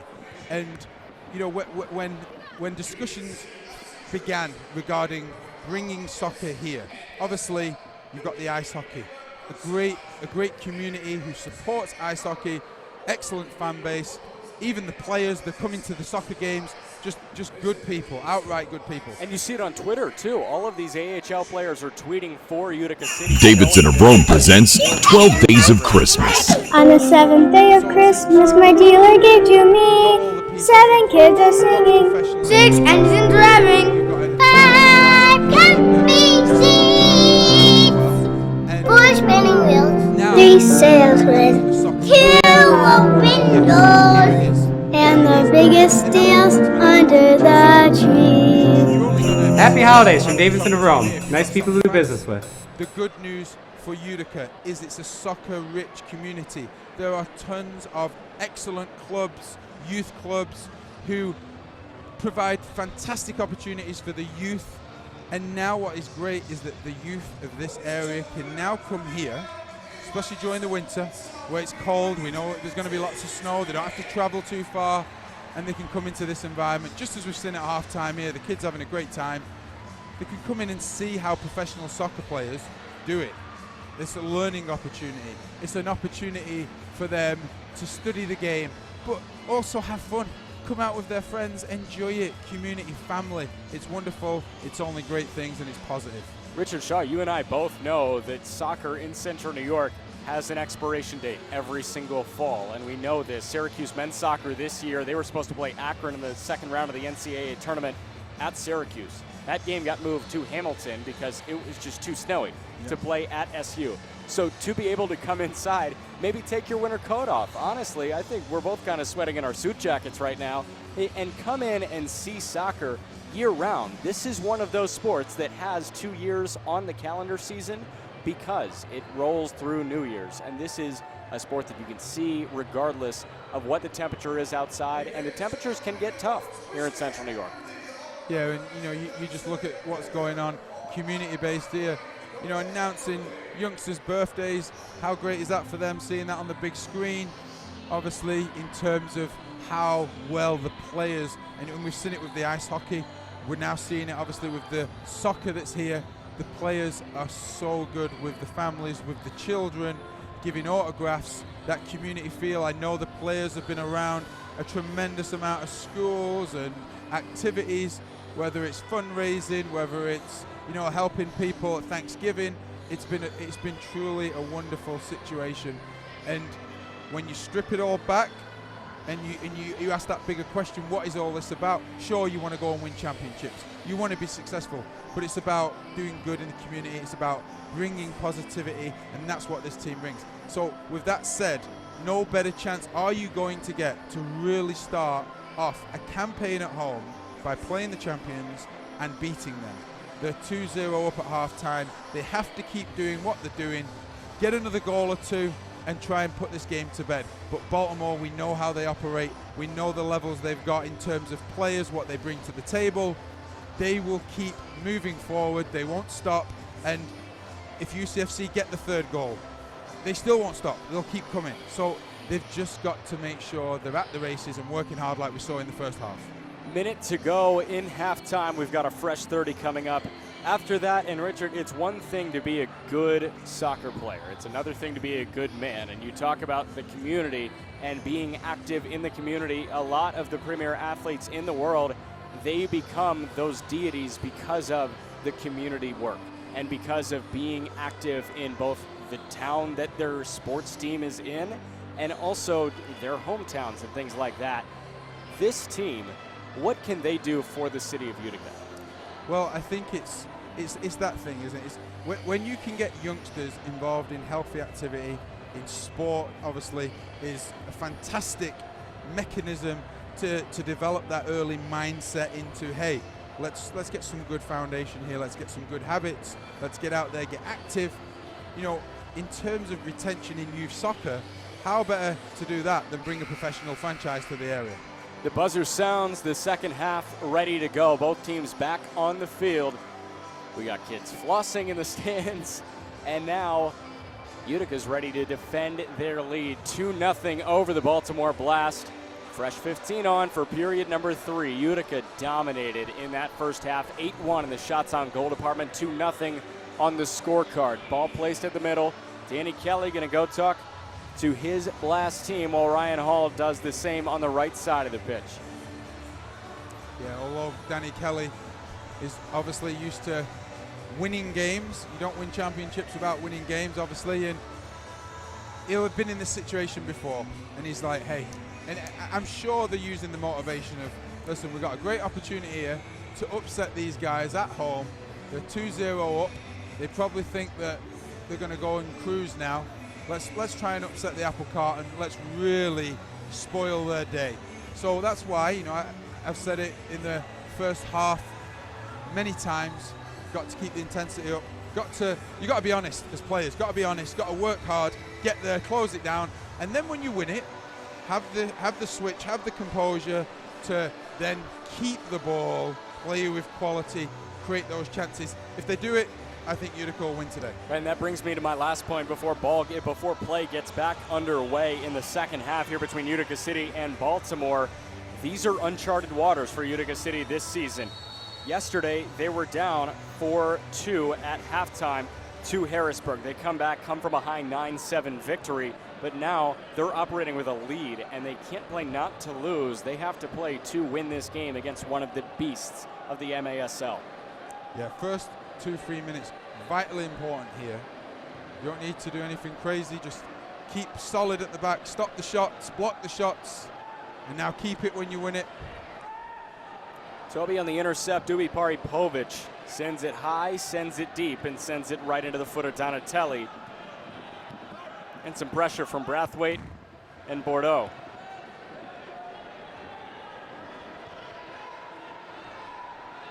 Defensive tempo set by Baltimore. Less than a minute in to this second half. Yeah, that diagonal ball again from Vanzella. As soon as he goes over that yellow line, you know what he's looking for. So defensively, you got to be ready for that second ball. Hard shot on, denied by Toby at the doorstep. But Baltimore wins it back. Hard run from Yelovitz. And a Baltimore player goes down with a thud. That could be a card coming. Definitely a stoppage, and he's gripping for his left shoulder. Yeah, I think Yelovitz is not going to get penalized any further. Obviously, he came in, big, strong lad. There was certainly a bit of pressure as he comes in there. Yes, definitely caught him. Wasn't too bad, but it was certainly borderline. John Orlando went down with a bang. Now that with a bang, but it sails into the spectators. Fantastic work from Salas. Desire there to stop that shot. That's what it's going to take. That's what it's going to need. And Mello here now look to get it back in quick. Mello up to Hoaxie, no good. And Gonzaga has it pushing. Brathwaite with a nice run, and now he's met. Yeah, good turn from Brathwaite here. Keeping the ball well for his team. Brathwaite in the corner, defended by Diesel, gets it back Gonzaga. Now they're at midfield, grabbing, and a restart awarded to Utica City. Again, Gonzaga using the experience, getting his body in. And then what about that block from Yelovats? That's the stuff we're talking about. If you want to win games against these guys, that's what you have to do. It's grit, tenacity, any word you want to use. Gonzaga pushes it to Kenaway, who has it at his right foot. Kenaway can zoom, but a pass on just a touch too hard to Deroux. Tavernisi in the corner. He's been quiet. He had 2 goals, 2 assists in the 9-7 win over Harrisburg yesterday. Mello has it near side. Yeah, and that's another thing to look for when players lose possession of the ball. We saw Tavernisi there. Obviously, the kind of player who scores goals for fun, but he lost the ball, but he didn't give up. He worked very hard to get back behind the ball, and that's the effort it's going to need. Guernsey push in. Deroux defending, shot on, just left. Near miss from Baltimore. Andrew Coughlin got lucky as the netminder for Utica City. Yeah, good pressure from Baltimore now. We talked about their halftime discussion and what they're trying to bring to the table in this third quarter, and you can clearly see their intent to play quickly and get the ball forward as it comes up again. Vanzela pushes it ahead. And now Rayleigh with a spin off the right foot. Squares up straight away Guernsey. And a pass off and a little bit of a run. Baltimore setting up, ready to sink their teeth in on the attack. They have not done so yet today. It's 2-0 Utica City in their inaugural home opener. And this spell here is very similar to what we saw in the first quarter, if we take our minds back to them when Baltimore had possession for 3 or 4 minutes. The good news for Utica City is that never resulted in anything.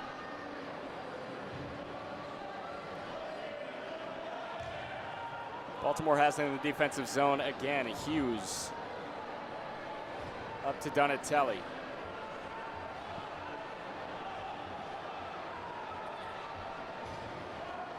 Taking the foot off the gas for a second so they can have a quick line change. Diesel pushes it over to the far side. Hughes bounces in. Hard run. Off ball. Donatelli defended by Callahan. Tavernisi on Hughes. And now ball goes in, off the glass, still high, still bouncing around. Got away from Kenaway and company. And Baltimore with a run in. That looked dangerous for a sec, but they pulled it out to the halfway circle. Yeah, Baltimore just keeping possession. Donatelli, the captain, likes to keep things nice and simple back there in terms of possession so his players can rotate. Ubi Paripovic had it knocked away from him. Now he fights for the ball again. And a restart awarded to the Blast. Yeah, Dante's just using his strength to try and get his body in. 5 minutes into this second half. 2-0 Utica City on top of Baltimore.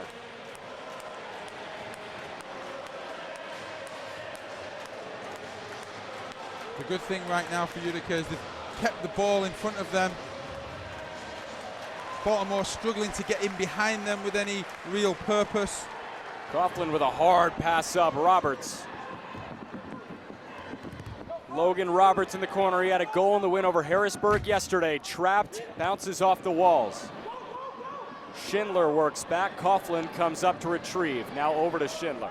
That was a great example there as Coughlin plays Roberts in the corner.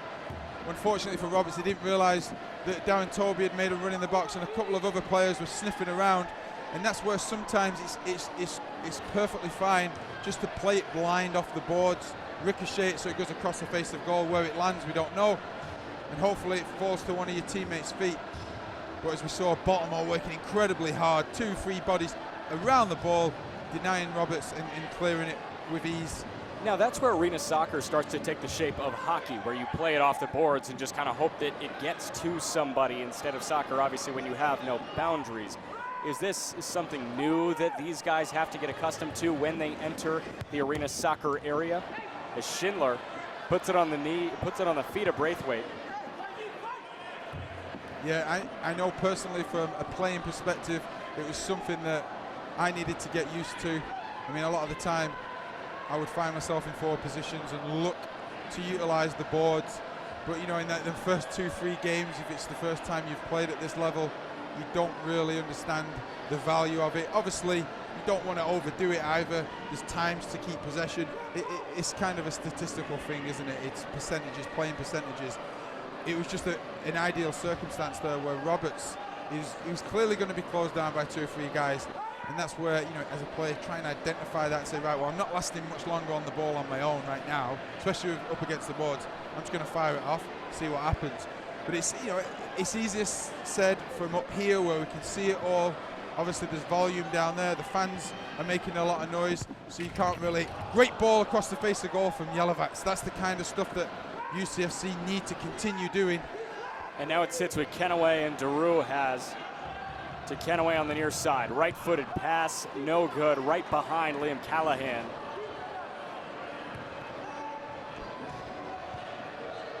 And Pereira went down. Pushed by Callahan, nothing called, no whistle blown.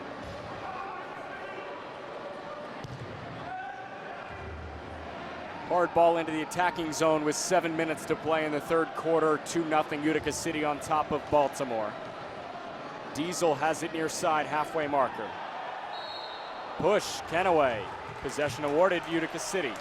Yeah, Diesel just coming in, making that diagonal run, and just steams right through Kenaway. Daru pushes it back, Coughlin pushes it high. Braithwaite, that's what you were talking about in halftime. But it was just a little bit too hard, a little bit too long. Braithwaite, hard shot on, save made. Vanzela. Yeah, Vanzela again looking for that quick distribution into the corner. But again, it was a good example where Braithwaite didn't win the first ball. What a gorgeous bicycle kick from Baltimore, and that puts them on the board. Oh my goodness gracious. Well, we talked about the quality they had, and this was one of the first times, there wasn't that many, where a Baltimore forward found himself in acres of space, and it just set up perfectly for him. But what a piece of skill to put it right in the top corner, and there wasn't much Coughlin could do about that. And this is where now it's all about character. You've been keeping them at bay for so long, and now they've got that goal. They've really got to tighten things up and get their head straight again. Adriano Dos Santos, the Rio de Janeiro native, stands 6'3" tall, and he used all of it to provide that torque. His third goal of this season, 6.5 to go. That takes us to a timeout. We were talking about how able you are to get that ball up to the attacking zone with Brathwaite. That time it backfired, and it resulted in a quick transition goal. Yeah, it was quick play from Vanzala, who gets it forward, and as you see, it was a ricochet. It's kind of just fell kindly, and he made no mistake going right through the back of the ball with a finish that's straight out the top drawer. Now, I want to continue this, soccer to arena soccer transition conversation, because you look the part of a cardiovascular beast right now. Don't get me wrong, and I know that you're removed from soccer, from your soccer days. But do you feel like when you get into arena soccer for the first time, are you out of breath often? Because this is a game that's played a lot quicker. I know that the distance is shorter and the field is much smaller, but it also feels like the agility is more needed in this. Yeah, it really is an interesting transition, because first and foremost, you've got a tighter space. So technically, you've got to be sound. And the guys with quick feet and the skills are obviously going to be able to do a lot of damage at this level, as we see here. Baltimore on the attack again. Hughes hard, top of the net. This game is tied. And that's what we're talking about in terms of keeping things together, giving up a goal. You go a full half without giving a goal up, and then you give one up, and all of a sudden you switch off, and it's another. This is a great response from Baltimore. Got to give them credit. We said at halftime they're probably talking about making one or two different changes, and obviously mentally preparing to really come out there and do some different things, and they've done that. And at this point now, Utica have really got to tighten up and get things together again. Danny Kelly's questions answered. First by Adriano Dos Santos, next by Josh Hughes. That's Hughes' first goal of the 2018-19 campaign. Tavernisi trying to get Hoaxie, jumping a bit off guard. And outplays it back Schindler. And back to what we were talking about, technically it's obviously important to have that in your locker.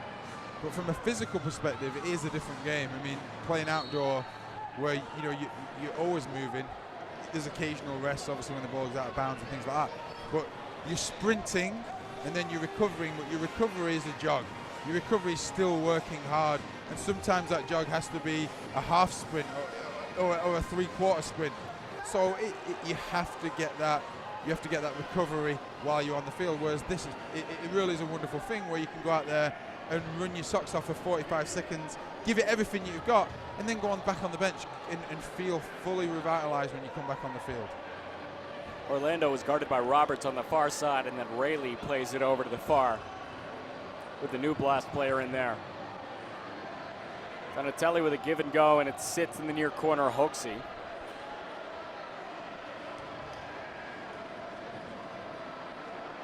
And Salas, hard defending, falls to the turf. Rewarded, bouncing around the goal, denied by Coughlin. What a save made by Andrew Coughlin. Absolutely incredible from Coughlin. Throws his body down, perfect save. There's something going on here though. I think an awarded top of the box restart is the question. That ball sailed out on the near side. They will give the restart to Baltimore, where the ball originally went out of play. There was a question as to whether there could have been a handball inside the box. Yeah, it could have got scary for Utica. But yeah, again, Baltimore, you got to give them credit. They've not had much in terms of offensive threat in that first half, but have they come out this second half, all guns blazing, going at it. They knew they needed to up the level, go through the gears. Is Utica on its heels right now? I just think that intensity that we saw in the first half may have dropped slightly, but you've got to give credit to Baltimore as well. The finish, the first one, the acrobatic, amazing piece of skill that found the back of the net. That's all well and good, but you got to ask the question: where's the nearest guy? Why is he allowed that space to do that? You know what I mean? That's where you're throwing your face in front of it and in blocking it. But anyway, it's 2-0. We're talking about two teams that are clearly going to go for it. They're going to want to win, and we're in for an exciting climax to this game. The foot has not come off the gas, no, and it comes back out. Daru after a dangerous play made by Gonzaga. Daru tried to thread the needle. He was met with a slide tackle hoaxy and a restart awarded. Yeah, Yellowbats speaking with the referee, trying to get a little bit more out of that call than just the restart. Again, it was another borderline one that could easily be a blue card. Daru skillfully splitting the two players and going through them. Gonzaga cuts to the middle, right foot strike off glass. Cleared out for a hot minute by Orlando. And now over to Tavernisi. He is that natural goal scorer. Ubi Paripovic was over there, a slide tackle. And this, I think, is going to be top of the box. Great opportunity here now. We talked to Coach Ryan Hall before the game. He said about how important it is to get your set pieces right, and that this is certainly something that they've been working on, get everyone on the same page. These are vitally important if you want to be successful in this league. You got to get this stuff right. It'll be interesting to see what they do here.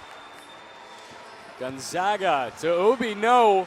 Hard kick from Salas. He was met with a push. Gonzaga hoping to get it back. Ubi with the left, no, misses right. Bicycle attempt, Callahan denied. That was intense, huh? Ubi Paripovic has it. Yeah, Ubi Paripovic had a good look at the goal there. He'll be a little disappointed he didn't hit the target. Now Raymond defending Donatelli on the far side. He's whistled for a foul. Yeah, clearly a foul from Raymond there. Baltimore doing well to work the ball back. But yeah, Utica keep looking to try and create something, try and get their lead back.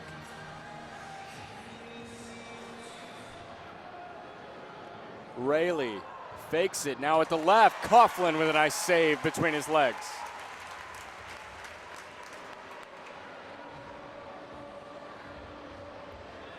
Andrew Coughlin has been tested this half. Utica had an 8-1 advantage in the shots on goal department at halftime, but now Toby puts it on net right into the ankles of Van Zela. Hard shot high, and a carom in. Toby gives Utica City the lead. Fantastic persistence from Utica. That first chance, just going over the bar. Darren Toby making sure. It all started with a great piece of skill from Salas as he flicks it round the corner.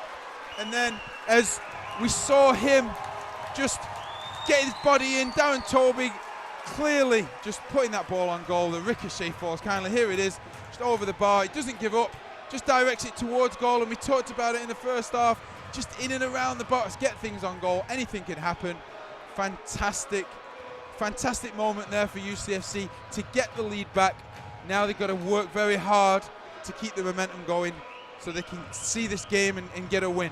Point blank range opens a bevy of opportunities for Utica City. That time it was a defender, Darren Toby, converting his first goal of the season.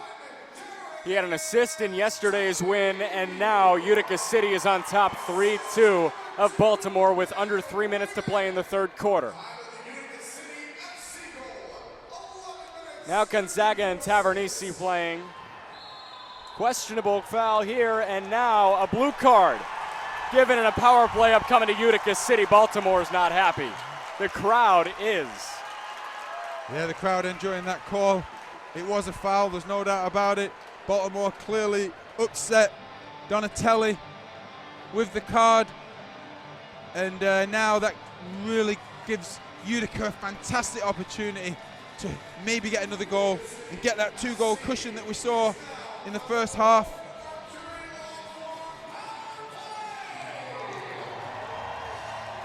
Elton de Oliveira is going to go serve the 2 minutes in the sin bin. And 2:45 to go. Utica City with a power play after taking away or negating a tie that was brand new. 2-0 Utica City led at halftime. Baltimore came back with 2 goals in lightning fast pace. Utica City finished off by Darren Toby. After time and time again, they peppered the net of William Van Zela, and now a power play for City. Yeah, Donatelli very upset with the decision. You could see him talking to the referee. But when we're Gonzaga hard off corner.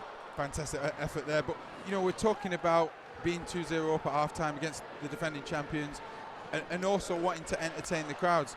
Sometimes that just goes out of your control, and as we saw with Baltimore getting the 2 goals, it opens it up again. UCFC have to go forward, and here they are now looking to try and get the 2-goal cushion back. Switching fields intercepted. Run Gonzaga with a nice play to get it back to Coughlin. Salas plays to Gonzaga, the playmaker. Over to the near side. Ubi off the wall, and it's good. Tavernisi makes it 4-2. There it is. We talked about that ball off the boards. As soon as Ubi Parapovic gets it on this left-hand side, you know what his intent is. You know where he's going. It's a clever ball, and Tavernisi, he is one of the best in this league at doing just that, scoring goals from 2 yards out, knocking it in. He's always in the right place at the right time. Fantastic finish from him. And the crowd here, obviously, going crazy now that UCFC have that 2-goal cushion. Joey Tavernisi, the first star in yesterday's 9-7 win over Harrisburg at Harrisburg's place. He had 2 goals and 2 assists. Now he gets on the scorecard for the first time with a goal in Adirondack Bank Center. Yeah, a great example of how important those power plays are when you've got that extra guy on the field. Baltimore will still feel a little hard done by with the decision, but you got to get on with it. You got to move forward. And UCFC found the way, and you know it was a great example of what we were discussing in terms of the percentage of. Dantas hard shot on, no. Off post, Salas now getting in front, and Yelovitz. Callahan with a nice slide clear away. Yeah, great tackle from Callahan there. Schindler just getting caught a little bit, but he recovered well. He's working hard. And Callahan always going to be there putting his tackles in as he'll continue to compete. The big body Jake Schindler currently working on a doctorate's degree. These guys can do it all. Under a minute to go in the third quarter, Utica City FC leads 4-2 over Baltimore. Pass in, and it's just high. Yeah, good tackle again. Callahan getting his body in. Donatelli so angry he fell to the turf. This almost looks like a temper tantrum in Caillou. You know that cartoon? It's certainly one of them where Donatelli's unhappy, and you know we saw Guernsey in the midfield here working incredibly hard for the Blast, and that's where that opportunity came from. And you've got to give credit to Baltimore, who know how to stay in games and know how to work hard, and even here they've responded well to conceding the 2 goals. Bordeaux up to Deroux. He's got men running, but he's tripped up by Baltimore, and the Blast move. Yeah, Deroux fortunate there. Just took a little too long on the ball, and it was Piera who's on him like a flash, putting the pressure on. Pereira and Donatelli. Donatelli going to get it started with the reset. 4-2 Utica City on top of Baltimore. 39 seconds to go on the game clock. 12-8 in the shots on goal department. Utica City leads. And that's better for Baltimore. They trailed 8-1 in that department at halftime. Now under 30 seconds. Dantas has it on the far side. Ubi Paripovic, and a hard kick from Bordeaux off the boards. 15 seconds to play now. Someone's got to move if they're going to. Daru plays it off board hard. Bordeaux got it back to him. Now over to the middle of the field. Tavernisi, maybe he has confidence. Give and go. Ubi Paripovic to Tavernisi, just off. That will end it. A last-second go was a no-go. Yep, that Ubi Paripovic, Tavernisi combination almost paying off again. Very unlucky. But I tell you what a great response from having a lead for so long in a game, giving up 2 quick-fire goals. Psychologically, never an easy thing to steady the ship and make sure that you're ready to go. But great response from Utica. They're back at it again. You can feel that this game has opened up. The fans are loving it. Great noise. And Baltimore, again, they'll get organized during this little intermission to try and trouble UCFC and get forward. You like Hoxie and Donatelli, who are going to keep looking to create these opportunities. And Utica have just got to learn from the earlier mistakes of not putting the pressure on and giving them a little bit too much time. Learn from that now. You've got the 2-goal cushion back and try and do a better job of protecting it. Get the latest news on the MASL and your favorite teams. Make sure you are following MASL Soccer on Facebook and Instagram, and MASL Arena on Twitter. That's at MASL, all caps, Arena on Twitter.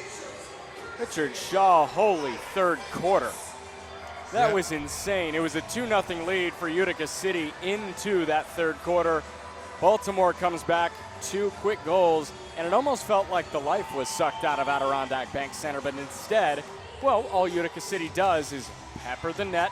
William Van Zalek gave in, Darren Toby put it in, and then a power play goal from Joey Tavernisi. Yeah, and you think about the type of goals. They're the type of goals that if you're scoring those types of goals, you've got the chance to win championships. They're the ones you need, the scrappy ones. Obviously, we all like to see the overhead kicks that we saw from Baltimore. We like to see the long-range strikes that find the upper 90. It's very entertaining. But when you talk about your bread and butter, that's how you win championships. When them little knockdowns, Tavernisi scores them goals for fun, as we talked about, down Toby getting forward. And, there's not amazing pieces of skill that create them. It's just desire, hard work, passion, being in that area. And then, as we see, just guys like Tavernisi knocking it in. And as you can see to the players, how important that goal was. Fans loving it. It's been an incredible third quarter.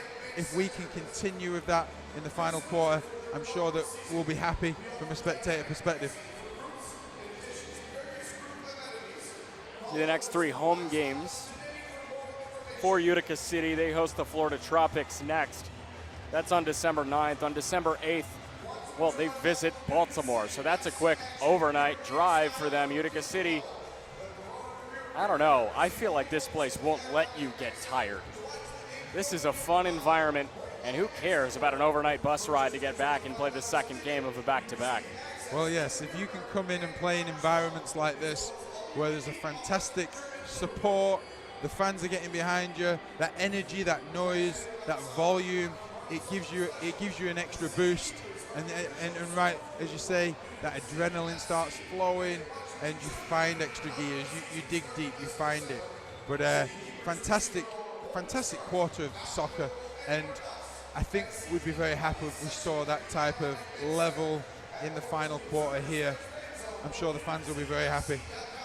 45 so good. Let's just run it back one more time. 15 minutes on the clock for the fourth quarter now. 4-2 Utica City FC on top of the Baltimore Blast.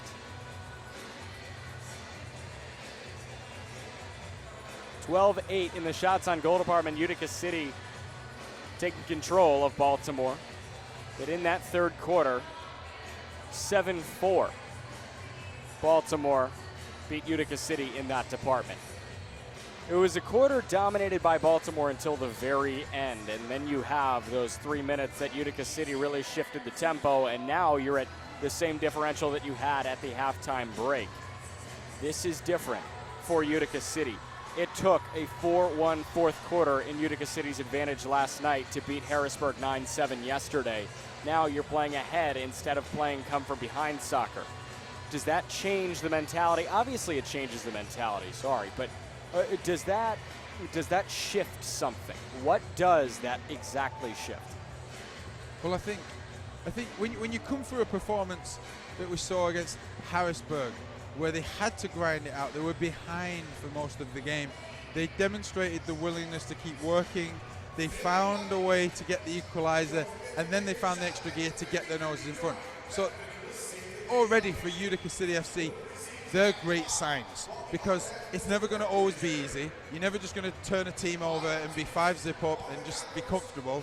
You're going to have to be resilient. You're going to have to work hard. You're going to find that self-belief even when it's hard. They did that, and they did that against Harrisburg. They found the win.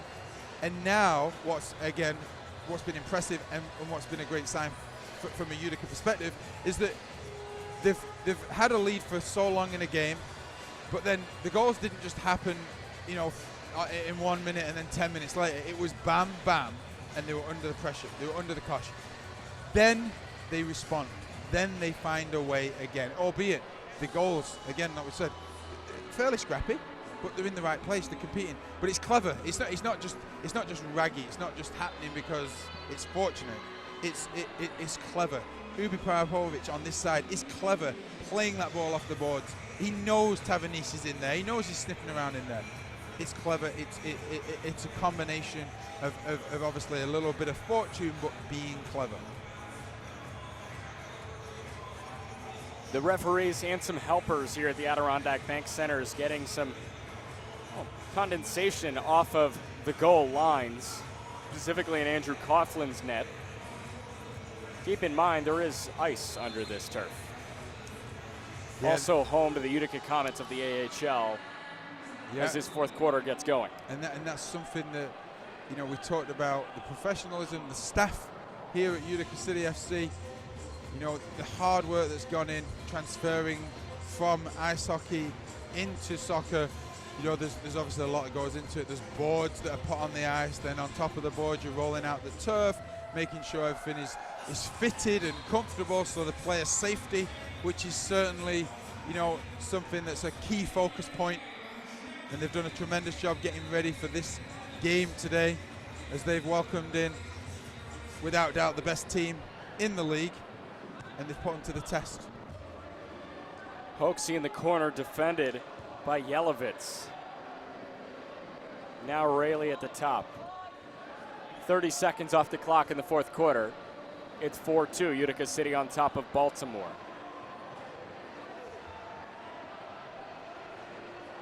Mello for Baltimore. And now Gonzaga, Kenaway, and Utica City run into the attacking area. We haven't seen Kenaway operate with the ball much at all. And that time we saw a nice run from him, played off the boards, but a restart coming, a push from Kenaway. Yeah, good work again from Baltimore. As you see, anytime there's any danger down the outside, especially in the corners, they get 1, 2, 3 guys surrounding, as we saw Kenaway under a lot of pressure. Good win from Yelovats there.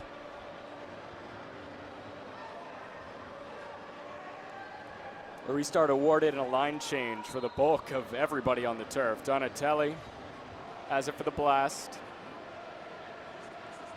And he gets it back to Van Zela's net. William Van Zela, and a crossfield pass all the way over to Pereira.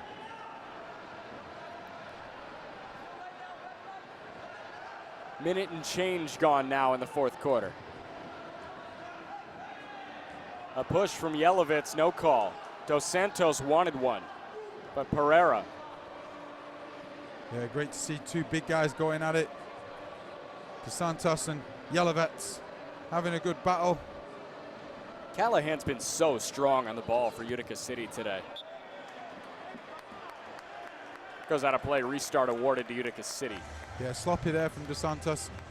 Questionable, is it tiredness kicking in as we get into this fourth quarter?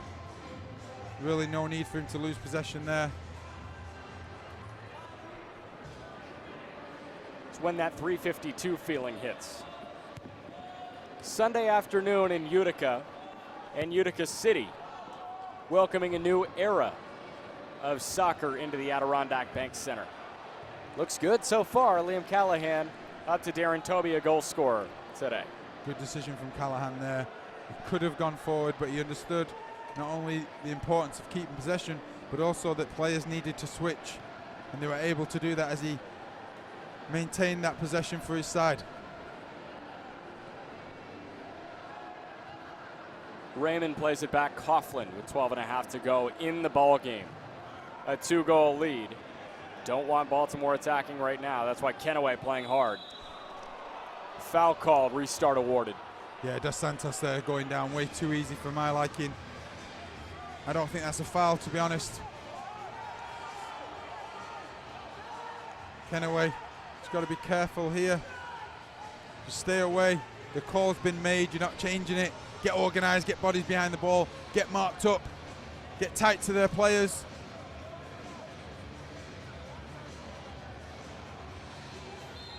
Tavernisi was just inching towards that ball. He could have stood on it. Just feel that Baltimore's starting to just try and squeeze up the field a little bit more, keep that possession predominantly in that final third. Yeah, you won't see it now with 12 minutes on the game clock, but you could see it when the clock gets down to 4 or 3 minutes to go, where William Van Zela will take the bench for the Blast and an extra attacker will come on. Probably not from Utica City, considering they hold a 2-goal advantage. And Jake Schindler, the doctoral candidate, plays it into the corner. Salas, could he turn? No. Raymond.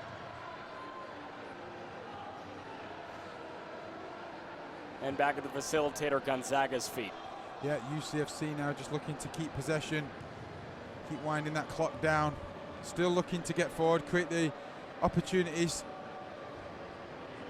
Off the corner, Schindler got in the way of a body, and that proves to get possession back to Utica City. That's one of those where if you can play roadblock, just do it.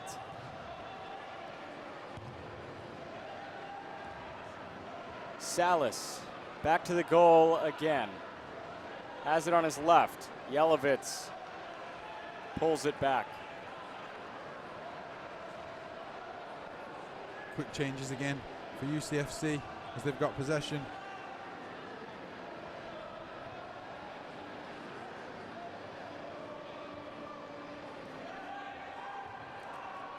Keep things sharp, don't get sloppy.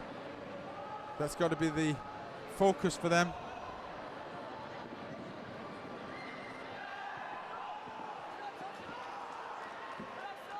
Hard play on the ball from Baltimore and Utica City. A referee goes up to get out of the way of the board play, and it sits on the near side with Diesel. Yeah, Diesel's done well in that middle third of the field, always looking to be an outlet, keeps it, knows how to knock it side to side. Hughes, one of the 2 goal scorers today, pushes it off Pereira. Asking for a runner, he finds Mello now. Yeah, Pereira creating that urgency, knowing that time's ticking here as we just go under 10 minutes left in the game. Pereira, hard with the right. Diving save, not made. It went wide regardless from Coughlin. And Callahan has it, pushes it over to the middle of the field. Daru gets it back out, but Baltimore gets it to carry him back in. Roberts contested mightily on the boards. That was almost a check. And now Salas runs. He's got a streaker up the middle of the field. Bordeaux is going to get to it on the near side with a push. Asking for a foul called, nothing brewing. Callahan pushes it back, Daru resets. Yeah, you kind of feel getting heated now. Everyone kind of knows what's on the line as we're about 9 minutes out here to the final whistle. It's a result that's on the line. 4-2 Utica City looking to welcome this era of city soccer into Utica. Hard run on, Gonzaga clears it away. Gonzaga there with a great touch experience there with his heel just to block the pass. That was so important. If he doesn't make that interception, that ball's going across the face of goal and it's probably in the back of the net. Orlando tripped up, foul called, Yelovitz. Just got to be careful here. Hopefully for UCFC this isn't a card. 8:40 to play. That was a yellow card on Bo Yelovitz. Yelovitz, all MISL second team in the 2013-14 season with the Syracuse Silver Knights.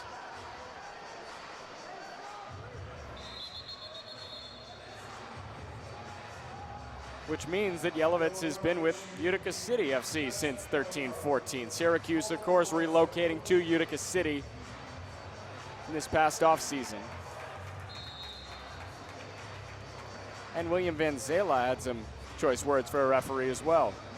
Yeah, a little confusion there, I think, from the referees. Just making sure the flow is still going. It's one of them situations where you've just, as a player, you've got to stay focused. Don't worry about decisions. Don't worry about what's right and wrong. When it's been and gone, you've got to just stay focused on what matters, and that's doing your job and clearing your lines. And as we see again, Baltimore starting to up the tempo a little bit, putting the pressure on Utica. De Oliveira pack battling and put it into the corner for Darren Toby to be met by two Blast players. Dos Santos was there chasing him. Now Rayleigh and Ubi Poripovic. Yeah, Dos Santos battling well up there for Baltimore. He's been isolated a little bit, but as you see, even now him and Toby competing for a little bit of space and looking to try and get the ball into his feet.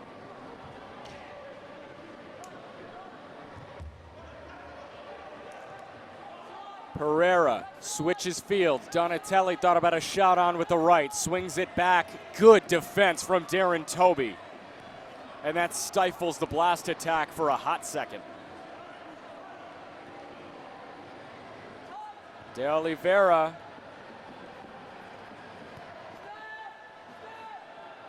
Back up top. Pereira. Pulls it back. 7 minutes to play. Utica City with a 4-2 advantage. Baltimore still retains possession. They could cut it in half with one strike of the foot. A yellow card given to Utica City. That is not a power play advantage for the Blast. Darren Toby gets it to Bordeaux. Bordeaux turns the Jets on for a sec. Plays it off the boards. It's over on the far side.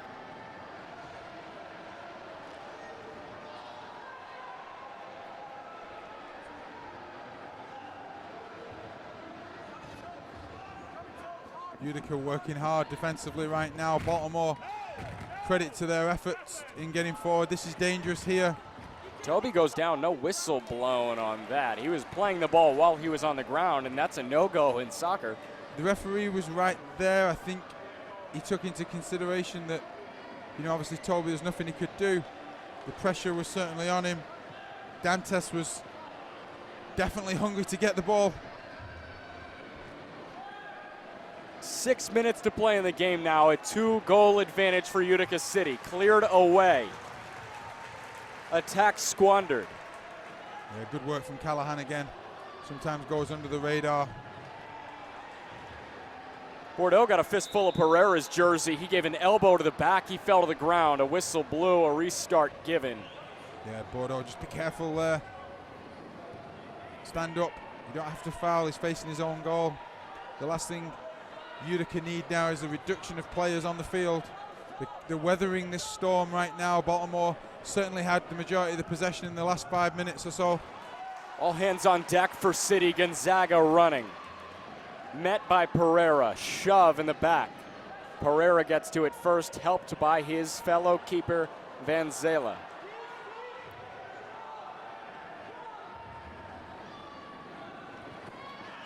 Dantes with a shove. Raymond fell down, and a push. A restart given to Utica City. Great opportunity. We talked about the chance to relieve pressure. But what about Diesel there for Baltimore? You know, you talk about the quality that these guys have. The goalkeeper, Vanzala, under pressure, manages to get to the ball to Diesel, who stays composed even though he's under a lot of pressure and just nips around the UCFC players who are closing him down quickly and keeps the offense going for Baltimore. 5:02 to play in the ball game. 4-2 Utica City on top of Baltimore. Jack McMullen along with Richard Shaw. And Richard, Utica City has not had an attacking possession in quite a while in this fourth quarter. Is this the possession that they need one to keep the momentum on their side? Even though Baltimore has had it, it's been a relatively uncompetitive possession from them. Yeah, it's kind of like we said before, where they've not great tackle from Uber Pavlovic. Now Tavernisi right off a defender, but he gets his own carom. Great work there from the UCFC forwards, working extremely hard to try and win the ball. But yeah, you know, to your point, as we see the tackle again, getting his body in, shows you what he brings to the table, not just only on offense, but on defense as well. But to the point, Baltimore, yes, definitely have had the possession, the majority of it in the last 5 or 6 minutes. But the good news for Utica is that it's been in front of them. They haven't penetrated. They haven't got behind UCFC. And as long as it stays like that, I think Utica will be able to see this result out and maybe even add to their tally. Callahan, that's clean. He's on the fast break. Left-footed shot, no go. Picked up Bordeaux. That was dangerous from Liam Callahan. Just couldn't finish off that drive and that opportunity. Yeah, and you know, it certainly was one of them opportunities there to put the game to bed with a 3-goal cushion. Salas couldn't put it to bed either. Yeah, with under 4 minutes to go, one more goal you feel would be enough here to see it out. Just hopefully for Utica that doesn't come back and haunt them. Gonzaga nifty. Over the middle, hard foul, a whistle, possession awarded. Could there be a card coming out? That was a frustration tackle if I've ever seen one, Richard Shaw. It's pretty interesting how a blue card hasn't been displayed there after that beautiful piece of skill from Gonzaga, who shows you his experience. I mean, think about this, just over 3 minutes left in the game. Winning 4-2, he's got the composure just to nick it through his legs, showing her, look, there it is, right through there. And you know, you gotta say that's probably a blue card. Gonzaga gives it away, still battling with Hoaxie, who took him to the turf just a moment ago. 3.5 to play. 4-2, Utica City on top of Baltimore. Yeah, Gonzaga here with a fantastic performance this afternoon. Put a real good shift in, working hard, not only off the ball, but when he's got it, he's got the skill. They've got to be careful here. Opportunity, Orlando spinning away, met by DeRue, and a foul call. DeRue not happy with it. Gives the Mitre Astro Division ball a kiss. Yeah, as we see here in the corner, DeRue, not much in it at all. He goes down way too easy. For me, that's not a foul. But the realism of it is it's a wonderful opportunity for Baltimore to get within a goal with just around 3 minutes to go. And they've called the timeout. We felt that was going to happen. Now they'll be able to really talk about what they want to do on this restart and this little set play. Danny Kelly needs to talk to his squad with 3:04 to play. His squad is down 2 goals. 4-2 the score. The referee's converging. DeRue, Yelovitz over to talk to him. Steven DeRue, Bo Yelovitz. Both defenders, DeRue from St. Mary, Jamaica, Yelovitz from Belgrade, Serbia.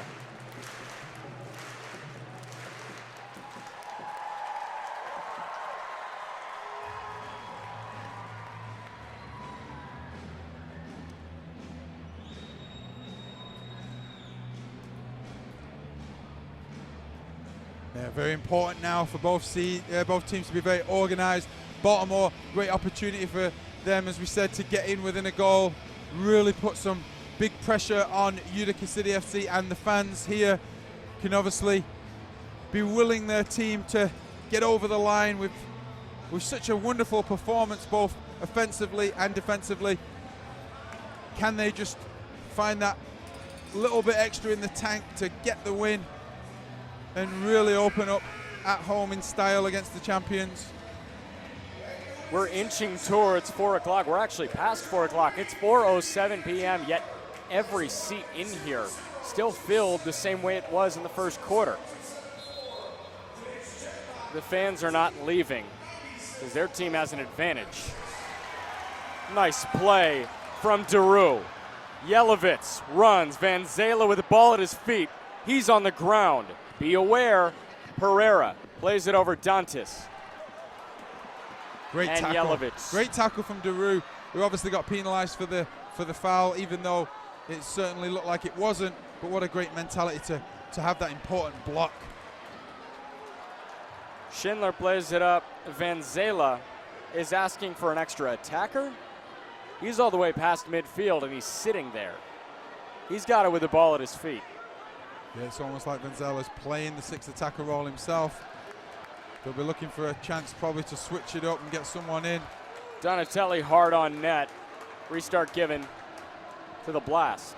Yeah, I think Kapinos is going to be looking to come in as well. He's got the opportunity to really make a difference. The extra attacker on Van Zela on the bench. So the Blast operating with an empty net, under 2 minutes to go now, 1:59. 4-2. The Blast looking for anything to be less than 2 goals down. A hard left-footed strike, no. Sits with Dantis over the middle. Gets back out of play.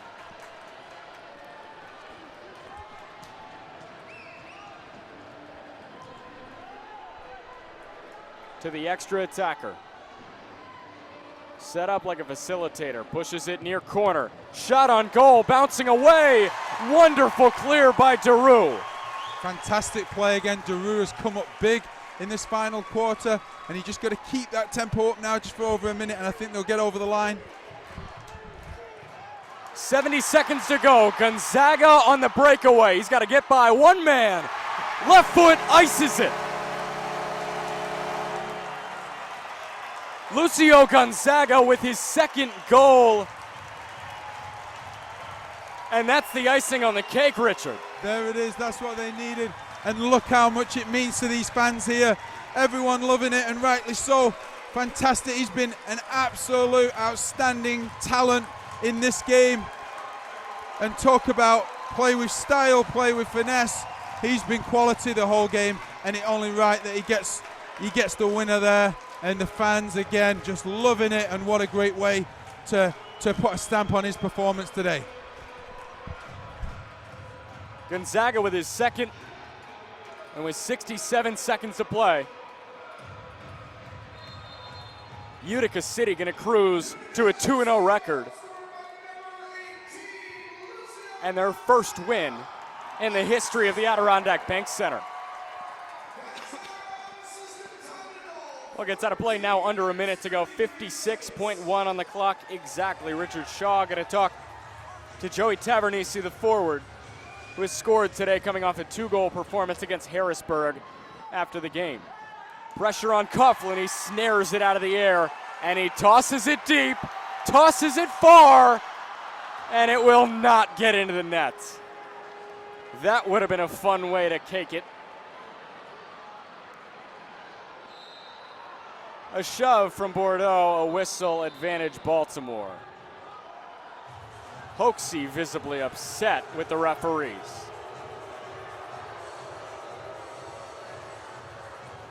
The extra attacker on, Roberts in. Line change, Raymond came out.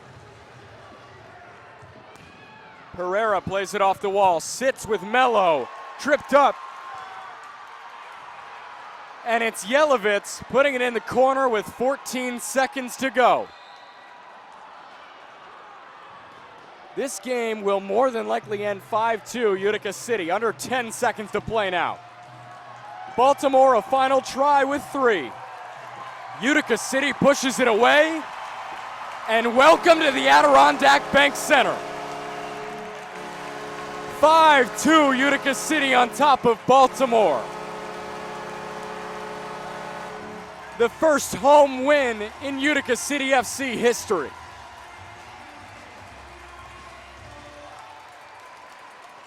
2 goals from Lucio Gonzaga, a goal from Joey Tavernisi, a goal from Darren Toby.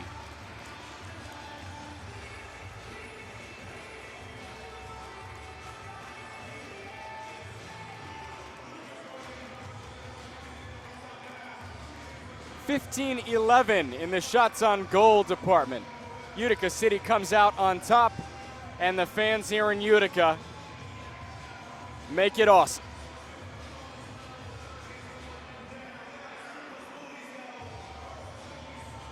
The Baltimore Blast dropped to 1-1-0. Utica City still perfect in their first season. 2-0. And now our Richard Shaw gets to talk to Joey Tavernisi. Utica City FC's inaugural game. Your final score is Utica City FC 5, the Baltimore Blast 2.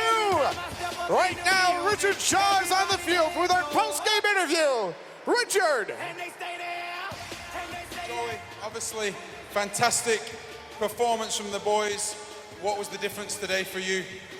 You know, the crowd really lifted us, so we appreciate it. Thank you for coming out. Hard work and energy got us over the line tonight. It was good hard work and energy. Obviously being 2-0 up for so long, and then for Baltimore to come back and get 2 quick-fire goals. What do you think about that performance and response from your players? They're the 3-time champs. They're always going to come back. We know we're always in a dogfight with them. It's always a close one. And tonight, you know, we just stuck to the game plan, gritted it out, and fortunate to come up with a result. Finally, I'll just ask you, obviously, you've been scoring goals. That's what you do. Just talk me through your goal there at the end. Obviously, you and Slav working well together.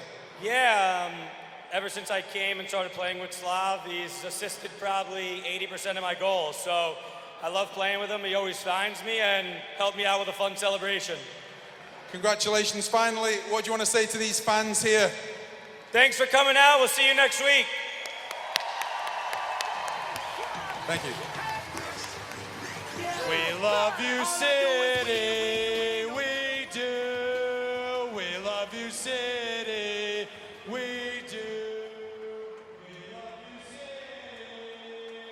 5-2 Utica City on top of Baltimore.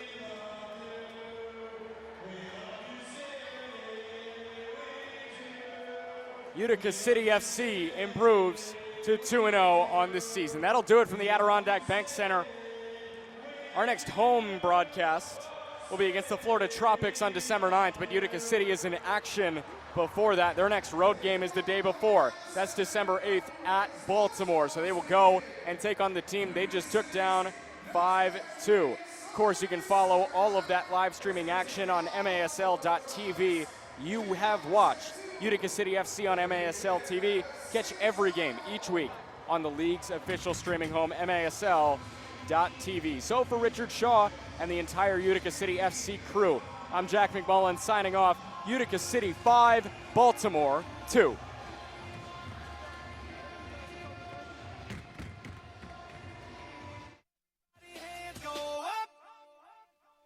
And they stay there, and they stay there, and they stay there. Up, down, 'cause all I do is win. And if you going in, put your hands in the air, make them stay there. In my low, head on a swivel, you know serving me's a no-no. Clean as a whistle as I pull out in my Rolls Royce. Yellow bone passenger, they see it, they say, oh boy. Del Cali, back it up, my call me loco. Down for armed traffic, you know, make me pull up. Ask you what you laughing at, represent that mud life. Dirty money, better get your mud right. We come together holding hands and holler hood life. We all strapping all black, it's like, all we do is win. You riding or what? 'Cause we riding tonight. Now you riding with me 'cause you wasn't riding. All I do is win, no matter what. Got money on my mind, I can never get it up. And every time I step up in the building, everybody hands go up. And they stay there, and they say yeah, and they stay there. Up, down, 'cause all I do is win. And if you going in, put your hands in the air, make them stay there. Heat in the kitchen, pot on the stove, water getting boiled.